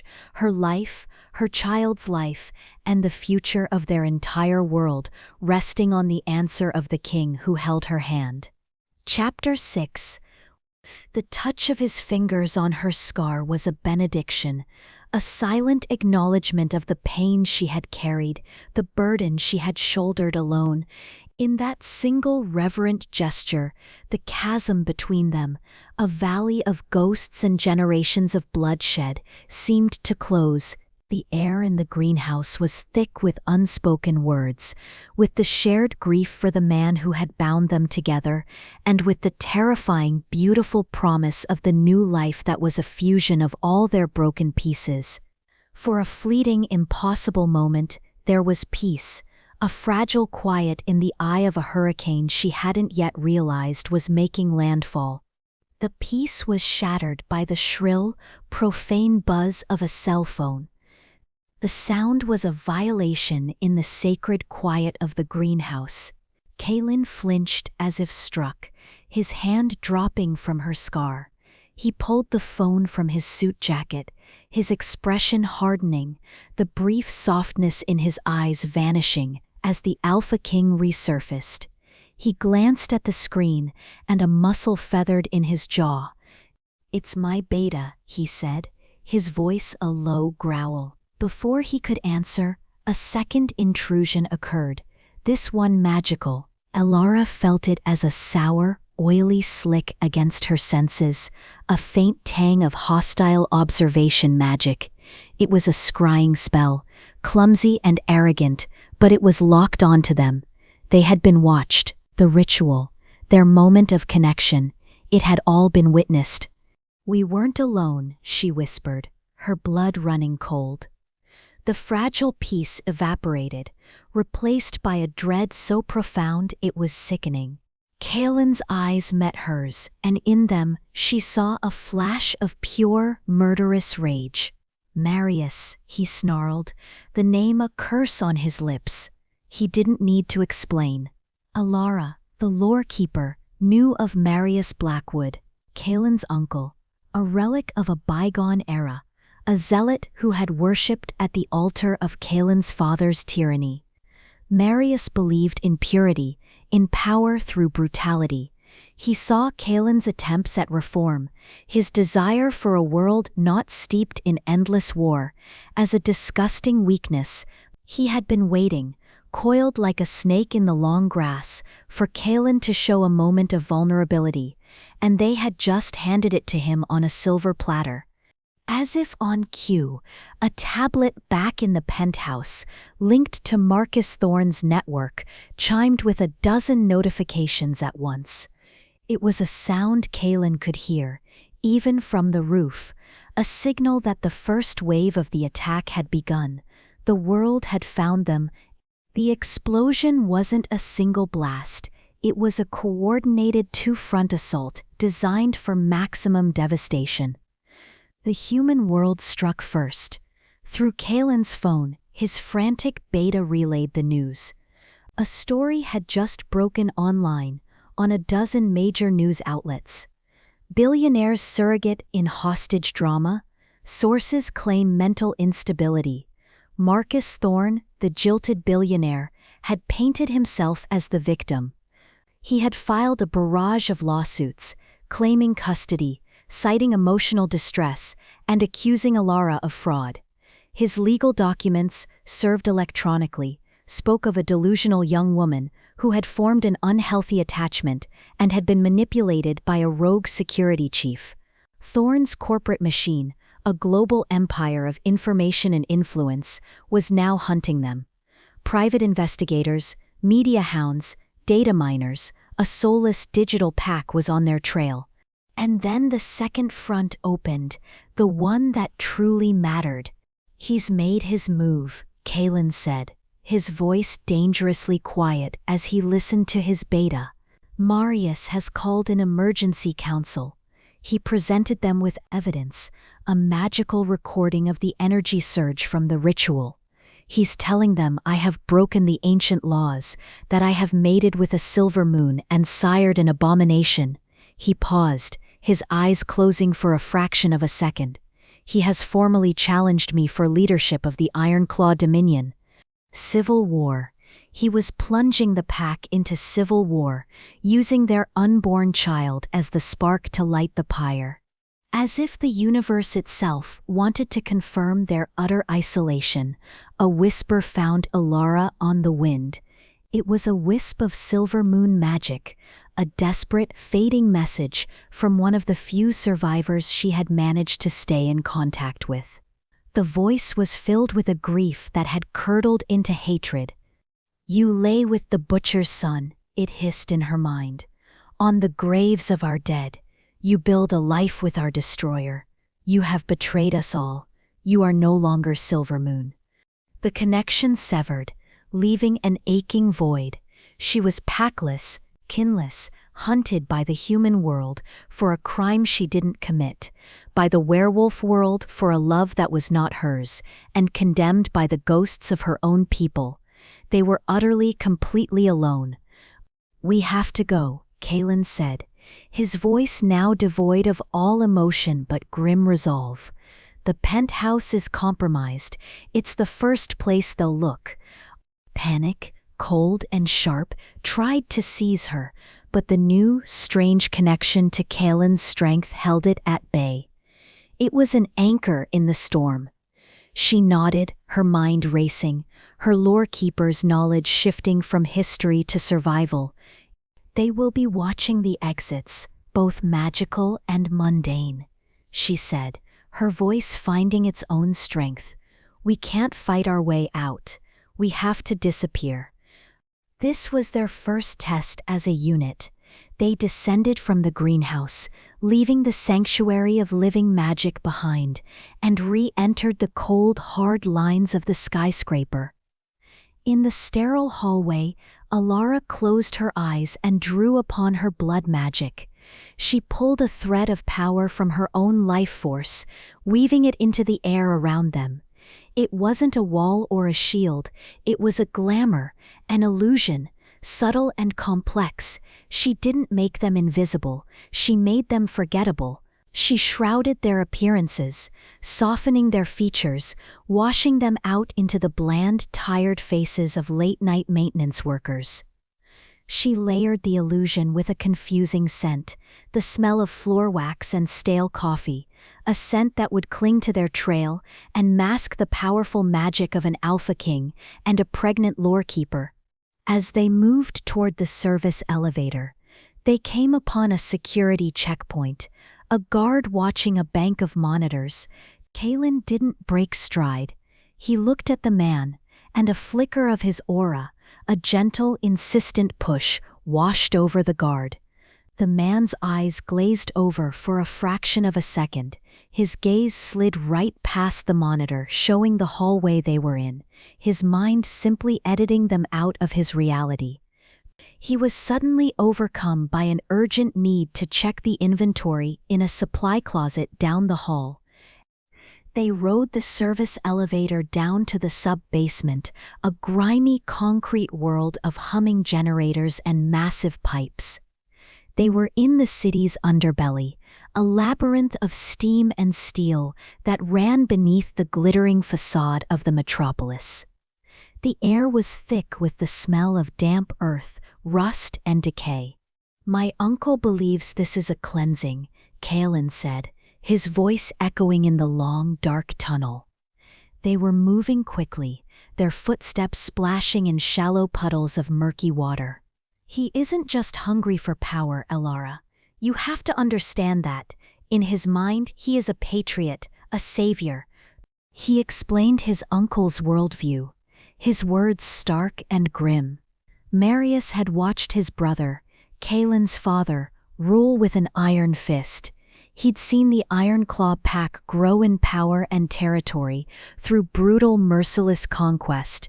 To him, that was strength, that was survival. The old laws, the laws forbidding mingling of bloodlines, the laws demanding the extermination of rivals, were not suggestions, they were the sacred tenets of their existence. He believes our child's existence will dilute the Blackwood line, that your Silvermoon magic, the magic of healing and lore, is a weakness that will infect our pack's warrior spirit, Kaelen continued. He sees my desire for peace as a betrayal of our very nature. He genuinely believes he is saving our people from extinction by trying to kill our son. The moral complexity was chilling. Marius was not a simple villain. He was a zealot, acting on a lifetime of dogma, and that made him infinitely more dangerous. He had the conviction of the righteous. Their grim conversation was cut short by a sound that every wolf, no matter how civilized, recognizes on a primal level, the sound of a hunt closing in. From the tunnels ahead and behind them came the scrape of claws on concrete, the low growls of predators who had found their prey. They were in a large circular junction, a nexus of massive sweating pipes and rusted iron grates. There was nowhere left to run. 5 large wolves, their forms immense in the dim emergency lighting, emerged from the shadows. Their lips were curled back, their eyes glowing with a feral, yellow light. These weren't just any Ironclaw wolves, these were the old guard, Marius's fanatical elite. Kaelen moved to stand in front of Elara, his body a solid wall between her and the threat, but she was not the same woman who had trembled in the clinic. The ritual had awakened more than just the child. It had awakened her. "Together," she whispered, her hand finding his. The contact sent a jolt of shared power between them. The wolves lunged. Before Kaelen could unleash his power, Elara acted. She ripped her hand from his, slammed both her palms onto the wet, grimy concrete floor, and poured her will into the very infrastructure of the city. Her blood magic, usually a thing of subtlety and life, answered her call with vicious industrial fury. She wasn't asking it to heal or protect, she was commanding it to attack. The massive iron and copper pipes that lined the walls of the junction groaned, a deep metallic agony. The rust on their surfaces didn't just flake, it flared, spreading in spidery, corrosive veins across the metal in seconds.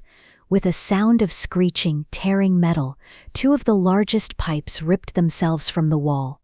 They twisted and warped in mid-air, a horrific, unnatural ballet of industry, and slammed down around two of the charging wolves, forming a cage of sharp, rusted bars. The wolves were trapped, roaring in fury and surprise. The other three hesitated, their feral minds struggling to comprehend this impossible display of power. It was the only opening they would get. Kaelen seized it. He gathered his aura, his raw, kingly power, pulling it into a dense, focused point in his chest. This wasn't a command. This wasn't a subtle push. This was a battering ram of pure will. He unleashed it. There was no sound, not a physical one, but the psychic boom was deafening. A distortion in the air, a ripple of pure force shot out from him. The three remaining wolves were not just thrown back, they were slammed, their minds and bodies overwhelmed by the absolute, undeniable weight of their alpha's focused rage. They hit the far wall with wet thuds and crumpled to the ground, stunned, disoriented, their feral aggression shattered by a power they could not defy. In the ringing silence that followed, a figure emerged from the darkness of the tunnel from which the wolves had come. He was older than Kaelen, his face a roadmap of old battles, his hair streaked with gray. But he had the same powerful build, the same arrogant posture, and the same burning amber eyes, though his were as cold and hard as ancient, trapped resin. Marcus Blackwood stopped just outside the circle of dim light, his gaze taking in the caged wolves, the stunned ones, and finally settling on Kaelen and Elara, their hands once again clasped. "A pretty trick," Marcus said, his voice a gravelly sneer. "The witch has taught the lion to do more than roar, but it changes nothing." He didn't attack. He was too smart for that. He had seen their combined strength, so he used a different weapon. He offered a choice. "Our pack is tearing itself apart, nephew," he said, his tone shifting to one of mock reason. "Brothers are choosing sides against brothers, all because of you, because of your weakness, your sentimentality, but I am merciful, I will give you a way to save them." He took a step forward, his gaze locking onto Kaelen. "I will call off the challenge, I will bend the knee, and silence all dissent. The civil war will end before a single drop of Ironclaw blood is spilled. The pack will be whole again, under your rule." He let the offer hang in the air, a tempting, poisonous fruit. Elara's heart seized. She could see the conflict warring in Kaelen's eyes, his ingrained duty to his people, the weight of his crown. "All you have to do," Marcus continued, his voice dropping to a conspiratorial whisper, his eyes flicking to Elara with utter contempt, "is give me the witch and the abomination she carries." He let the words land, each one a hammer blow. "We will perform the rite of cleansing. The Silvermoon taint will be scoured away, as the old laws demand. Your bloodline will be preserved." The child will be raised a true Ironclaw, its spirit pure. Your legacy will be secure. He didn't have to explain what the rite would do to her. It would be a magical lobotomy, a scouring of her soul that would leave behind an empty, breathing shell. It would destroy the essence of her child, erasing the Silvermoon half, the part that came from Lucian, the part that made him a symbol of peace. The choice was laid bare in the filth and darkness of the city's tunnels. Kaelen's duty against his heart. The lives of his pack against the soul of his son. He had to choose, and Elara could do nothing but watch. Her life, her child's life, and the future of their entire world resting on the answer of the king who held her hand. Chapter 7. The air in the tunnel was thick with the metallic tang of blood and magic, heavy with the weight of an impossible choice. Elara felt Kaelen's turmoil as if it were her own, a raging war transmitted through the grip of his hand. She could feel the crushing weight of his crown, the ingrained, lifelong duty to his pack, 1,000 years of tradition screaming at him to sacrifice the one for the many. And she could feel the new fierce and utterly terrifying instinct to protect her, to protect their son, a bond forged in a shared vision and sealed with blood. His knuckles were white. The fate of their world rested on his answer. But Elara Vance would not be a sacrifice on anyone's altar, not anymore. Before Kaelen could speak, before he could condemn himself by choosing her or shatter her heart by choosing his pack, she let go of his hand. She took a single step forward, out from behind his protective shadow and into the dim, ugly light of the service tunnel. The fear that had been her constant companion for months was gone, burned away in the crucible of the ritual, replaced by a cold, hard clarity that was as sharp and unyielding as flint. This was not his choice to make. "You speak of the old laws, Marcus Blackwood," she said, her voice ringing out, clear and steady, imbued with an authority that had nothing to do with dominance and everything to do with truth. It was the voice of a lore-keeper. It silenced the growls of the recovering wolves and made even Marcus pause. He sneered. "What would a Silvermoon bitch know of Ironclaw law?" "I know the deep laws," she countered, her gaze unwavering. "The ones that came before the schism, before Silvermoon and Ironclaw were anything but names for the children of the first wolf. I know the laws you've forgotten, the ones your lust for power has conveniently allowed you to ignore." She stood straighter, her hand resting on her belly, not as a gesture of weakness, but of power. This was the source of her strength now. "You accuse this child of being an abomination. You challenge his right to exist. The law gives you that right." Her eyes narrowed. "But the same law gives me a right of my own. I invoke the judicium matris, the mother's trial." A stunned silence fell over the tunnel. The name was ancient, archaic, a whisper from a forgotten age. Even Marcus looked taken aback, his arrogant smirk faltering for the first time. He knew the name, as any true purist would, but had likely never heard it spoken aloud. "It is my right, as the mother of the accused, to stand for my unborn child's place," Elara declared, her voice resonating with ancient power. "To answer any charge against his bloodline not with appeal but with trial. I accept your challenge, Marcus, not Kaelen, me.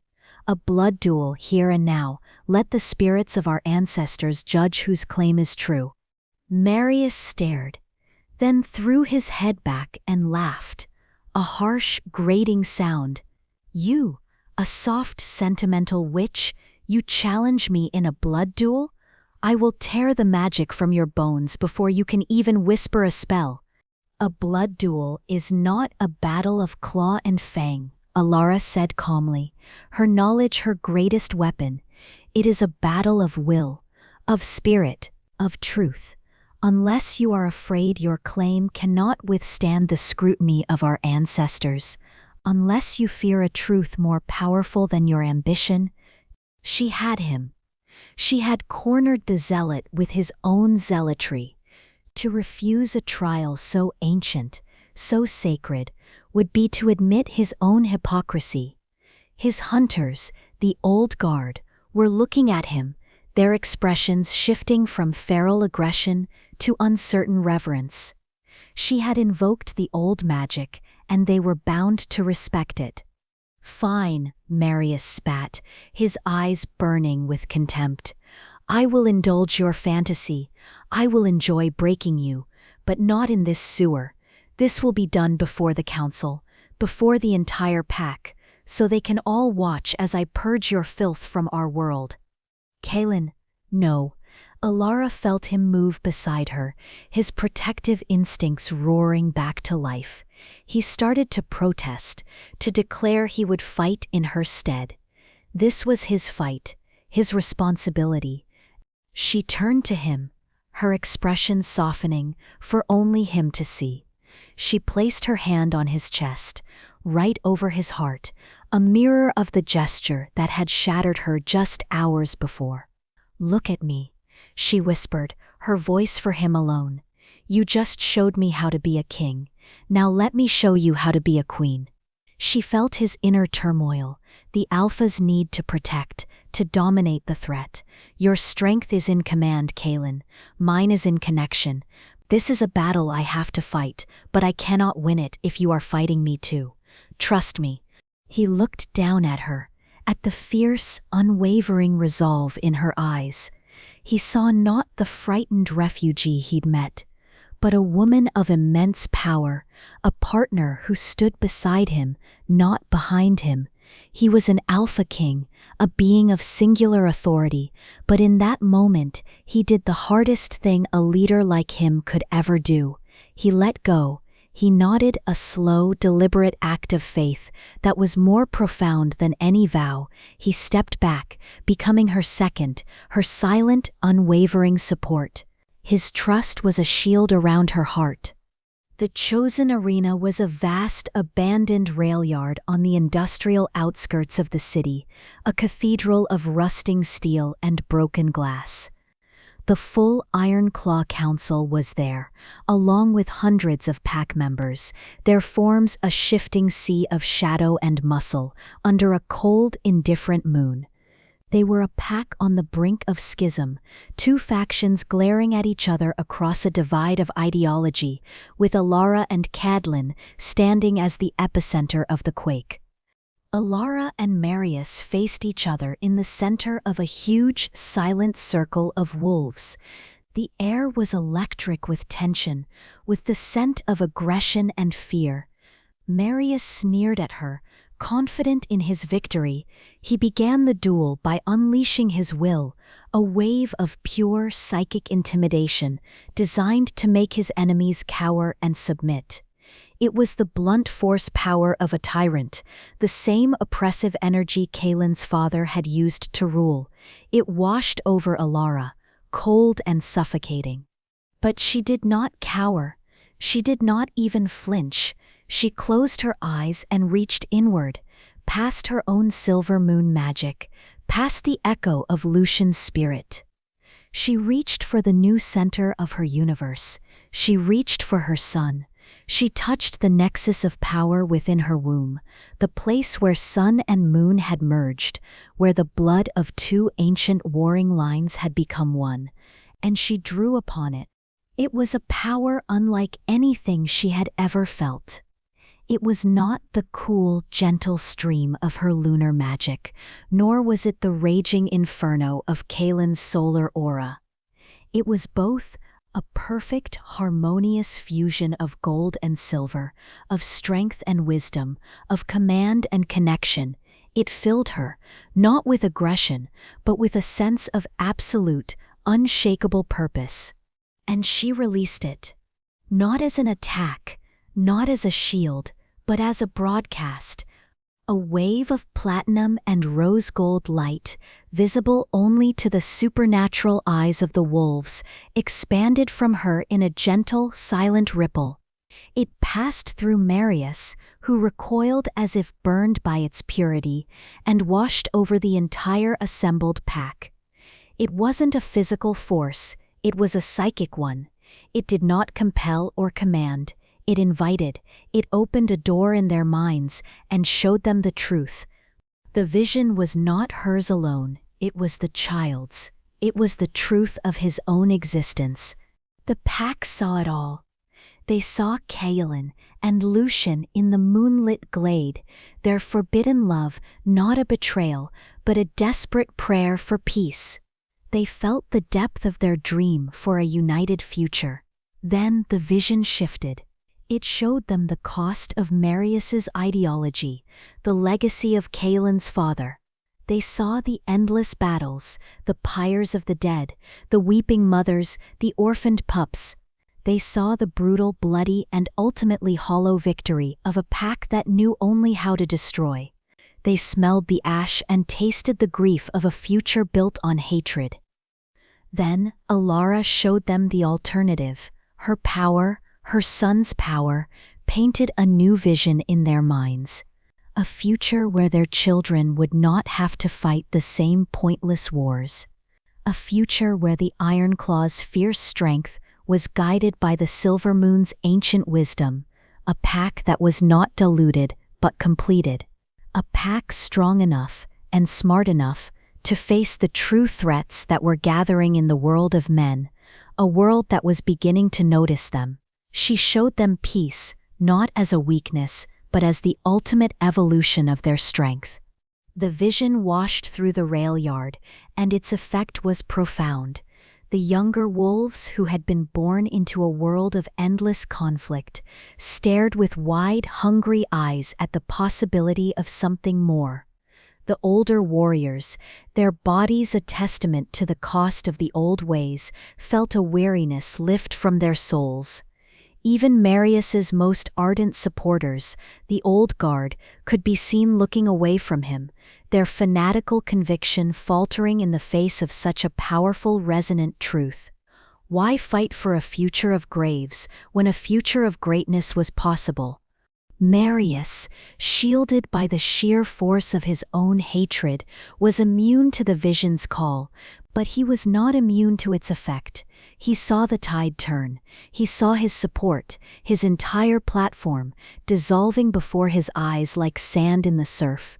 His power was built on fear and division, and she had countered it with hope and unity.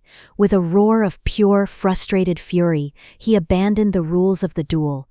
He lunged, his claws extended, his teeth bared, intending to rip the throat from the witch who had undone him. He never reached her. Kaelen moved like a blur of shadow, intercepting him mid-lunge. There was no grand fight.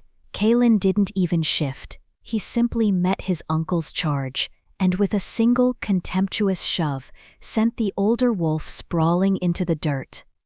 Marius looked up, defeated not by a blow, but by the utter and complete rejection of his entire worldview. He was an alpha with no one to lead, a king whose subjects had just walked away. He was alone. The duel was over. Elara stood in the center of the circle, the borrowed power receding, leaving her exhausted but upright, held steady by the sheer force of her own will. The Ironclaw pack was silent, watching her not with suspicion, but with a newfound awestruck respect. Kaelen was at her side in an instant, his strong arm wrapping around her, supporting her weight. He looked down at her, his amber eyes blazing with an emotion so fierce and profound it stole her breath. It was more than love, more than admiration. It was awe. It was the look of a king bowing before his queen. She leaned her head against his chest, the steady thrum of his heart, a comforting rhythm. She looked up at him, at this impossible man who was her enemy, her lover's love, and her child's father, and now her partner, her king. Lucien's legacy was hope, she whispered, her voice quiet but firm, a vow spoken in the sudden, peaceful silence. Your legacy is strength. She placed his hand on her belly, letting him feel the steady, double beat of the new life within. Our child will be peace.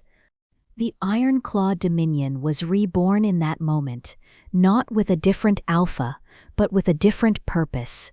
With Marius disgraced and his faction dissolved, the pack united behind Kaelen and Elara, with a singular, hopeful purpose. Their son was no longer an abomination. He was a symbol, a prophecy, the undisputed heir of the newly christened Ashen Moon Pack, a name to honor the fusion of their pasts and the promise of their future. For the first time in 1,000 years, the werewolf world had a chance at true, lasting peace. But the world is larger than a single pack. Chapter 8. 6 months.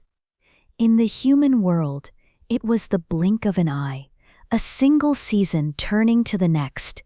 In their world, it was an eternity, an age of fragile peace, hard-won and held in a desperate collective breath.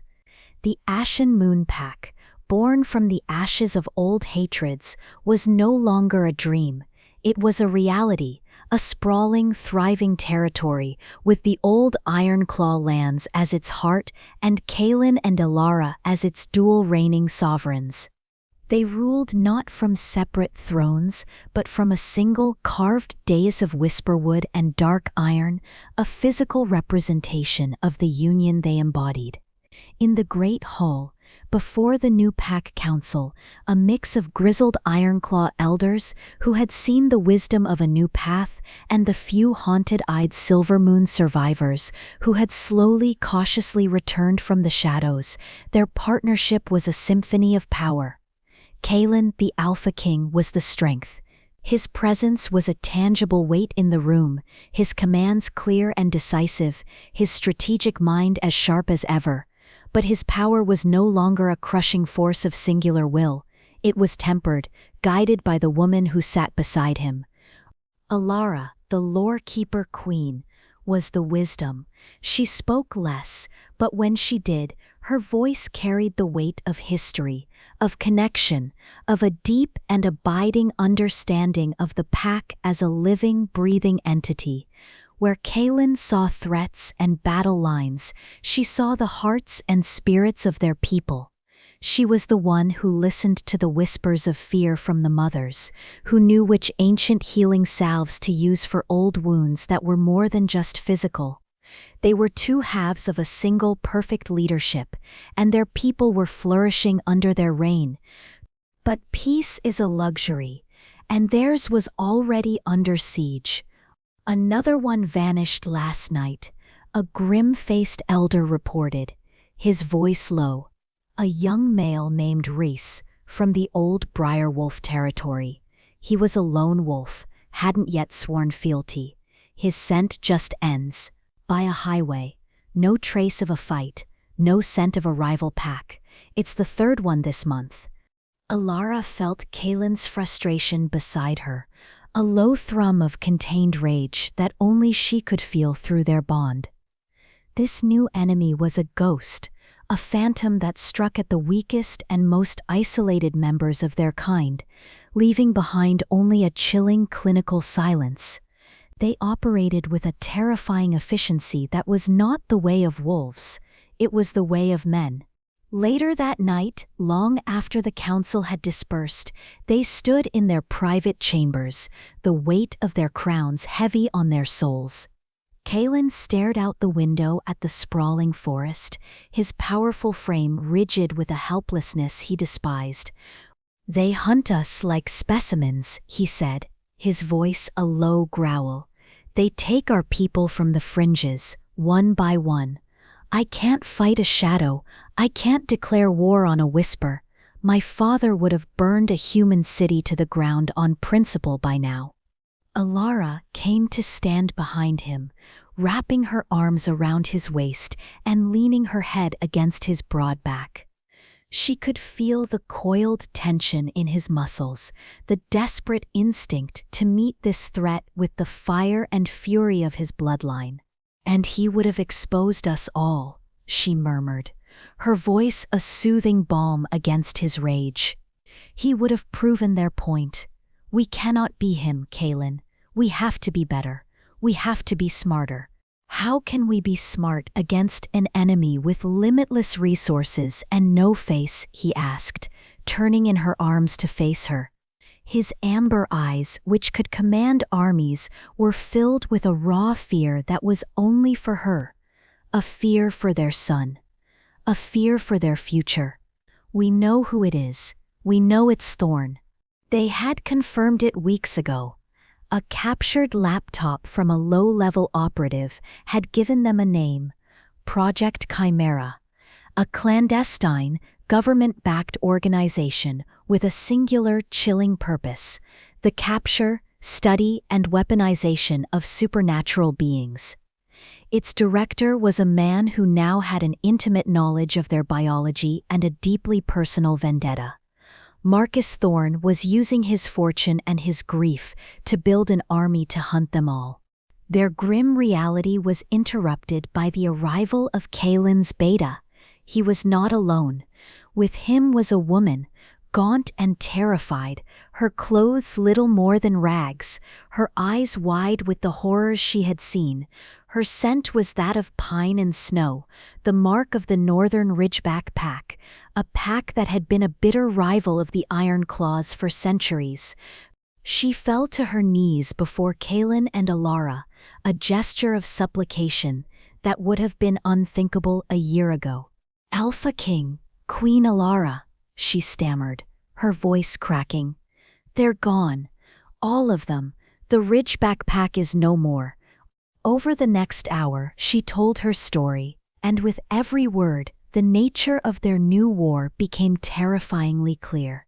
Her pack wasn't destroyed by other wolves. They were dismantled, hunted by human soldiers in black, silent uniforms, who moved with military precision. They used weapons that fired not bullets, but silver-laced darts, filled with wolfsbane concentrate. They used sonic frequencies that could disorient a shifting wolf, and nets woven with silver thread that burned on contact. They were prepared, they were organized. She had only survived by hiding, watching as her alpha, a fearsome legendary warrior, was brought down and hauled into a black, unmarked helicopter. The old rivalries were dead. The feuds that had defined their existence for 1,000 years were now meaningless, childish squabbles in the face of a human threat that saw no difference between Ironclaw, Silvermoon, or Ridgeback. It saw only monsters to be put in cages. After the refugee was taken to be fed and cared for, Elara and Kaelen stood in a heavy silence, the weight of this new world settling upon them. The Ashen Moon Pack was no longer just a territory. It had to become a sanctuary, a fortress, the last bastion of hope for their kind. "I need to see him," Elara whispered, a primal maternal need rising up through the fear and despair. Kaelen understood immediately. Without a word, they left the great hall and made their way to the nursery, a warm, quiet room near their own. They lifted their sleeping son from his crib, his small body a warm, precious weight in their arms. Lucian II. He had Kaelen's dark hair and strong brow, but his mouth was curved in the same gentle line as the first Lucian's, and when he slept, his face held a serene, peaceful quality that was all Elara. Together, they carried him to the one place that felt untainted by the encroaching darkness, the rooftop greenhouse. The moment they stepped inside, the oppressive weight on their shoulders seemed to lessen. Here, life was triumphant. The air was warm and humid, rich with the scent of living things. The moon petals cast their soft, silvery light, and the whisperwood leaves rustled a gentle lullaby. This place, their sanctuary, had flourished under their combined presence, a living testament to their union. They sat on a simple wooden bench, their son nestled between them, his small head resting against Kaelen's chest. The Alpha King, who could command legions with a word, was impossibly gentle, his large calloused hand stroking the baby's soft hair with a reverence that made Elara's heart ache. She hummed a low, ancient Silvermoon lullaby, a melody about the stars watching over a sleeping wolf cub. For a while, they were not a king and queen facing a war. They were just a mother and a father, finding a moment of peace with their child. Lucian began to stir, his small fists uncurling. His eyes opened, and for the first time, Elara saw them clearly in the magical light of the greenhouse. They were not Kaelen's burning amber, nor her own deep brown. They were a startling hazel-like fusion of both, flecked with gold and silver, like a forest floor dappled with sunlight and moonlight at once. He was awake now, curious, his gaze taking in the glowing flowers and shimmering leaves around him. His tiny hand reached out, his fingers batting at the air, before settling on a nearby moon petal, its blossom still a tightly closed bud. His small finger, no bigger than the tip of Kaelen's thumb, touched the bud, and magic happened. It wasn't a surge of power or a dramatic flare, it was a gentle, breathtaking miracle. The moment his skin touched the flower, a soft, silvery light, the color and texture of his mother's purest magic, spilled from the point of contact. The light flowed into the bud, and with a soft, sighing sound, the petals began to unfurl, not in a natural, slow bloom, but in a fluid, graceful dance that took only seconds. The flower opened completely, its radiant white petals glowing with a gentle warmth, and from its heart came a single faint musical chime, a note of pure, crystalline beauty that hung in the air for a heartbeat, before fading. Elara and Kaelen stared, their breath caught in their throats. Their son, their infant son, had not just commanded the flower to bloom, he had coaxed it, he had gifted it a piece of his own light and helped it become more fully itself. His first act of magic was not one of command or dominance, not one of defense or illusion. It was an act of creation, an act of peace. Awe, so profound it brought tears to Elara's eyes, washed over her. All the fear, all the strategy, all the weight of the coming war, it all fell away in the face of this simple, perfect miracle. This was what they were fighting for. Not just survival, not just their people, they were fighting for a world where this magic, this gentle, life-giving power, could exist and flourish. Kaelen looked from the glowing flower to his son, then to Elara, his own eyes shining with an unspeakable emotion. He saw it too. Their son was not a weapon, he was the answer. He leaned over and pressed his lips to Elara's, a kiss that was not about passion, but about promise. A kiss that sealed their purpose, their shared resolve. They were a fortress. Yes, but they were also a garden, and they would protect it with their last breath. They stood there for a long time, a king, a queen, and their tiny prince, a trinity of hope under a glass dome, a beacon of impossible light in a world that was steadily growing darker. Their journey had started with a lie, a contract between a billionaire and a desperate girl in hiding.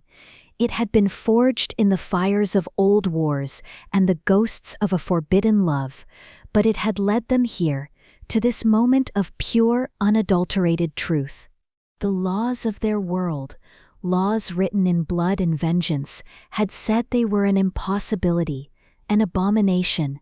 The laws had said that power came from purity, that strength came from division, that peace was a fool's dream. But the laws were wrong. their love, their union, their child, they were the proof, they were the new law. And as they held their son, the living embodiment of their unified souls, they understood the ultimate truth of their story, a truth that would become the anthem of the new age they were fighting to build. A child born of forbidden love can rewrite the oldest laws. And that is where we leave them for now, a new family standing on the edge of a new war. Thank you, truly, for staying on this incredible journey with me all the way to the end. It means the world to share this story with you. Now, I have to ask you, what do you think will happen next? What is Project Chimera's first move, and how will Kaelen and Elara fight back against an enemy they can't see? Let me know all of your theories down in the comments below. I read every single one. And if you want to be here for the next chapter of this saga, make sure you hit that like button. It tells me you want more, and subscribe to the channel so you don't miss a single moment. Hitting that notification bell is the best way to be alerted. Thank you again for being the best part of this community. Until the next chapter, stay safe.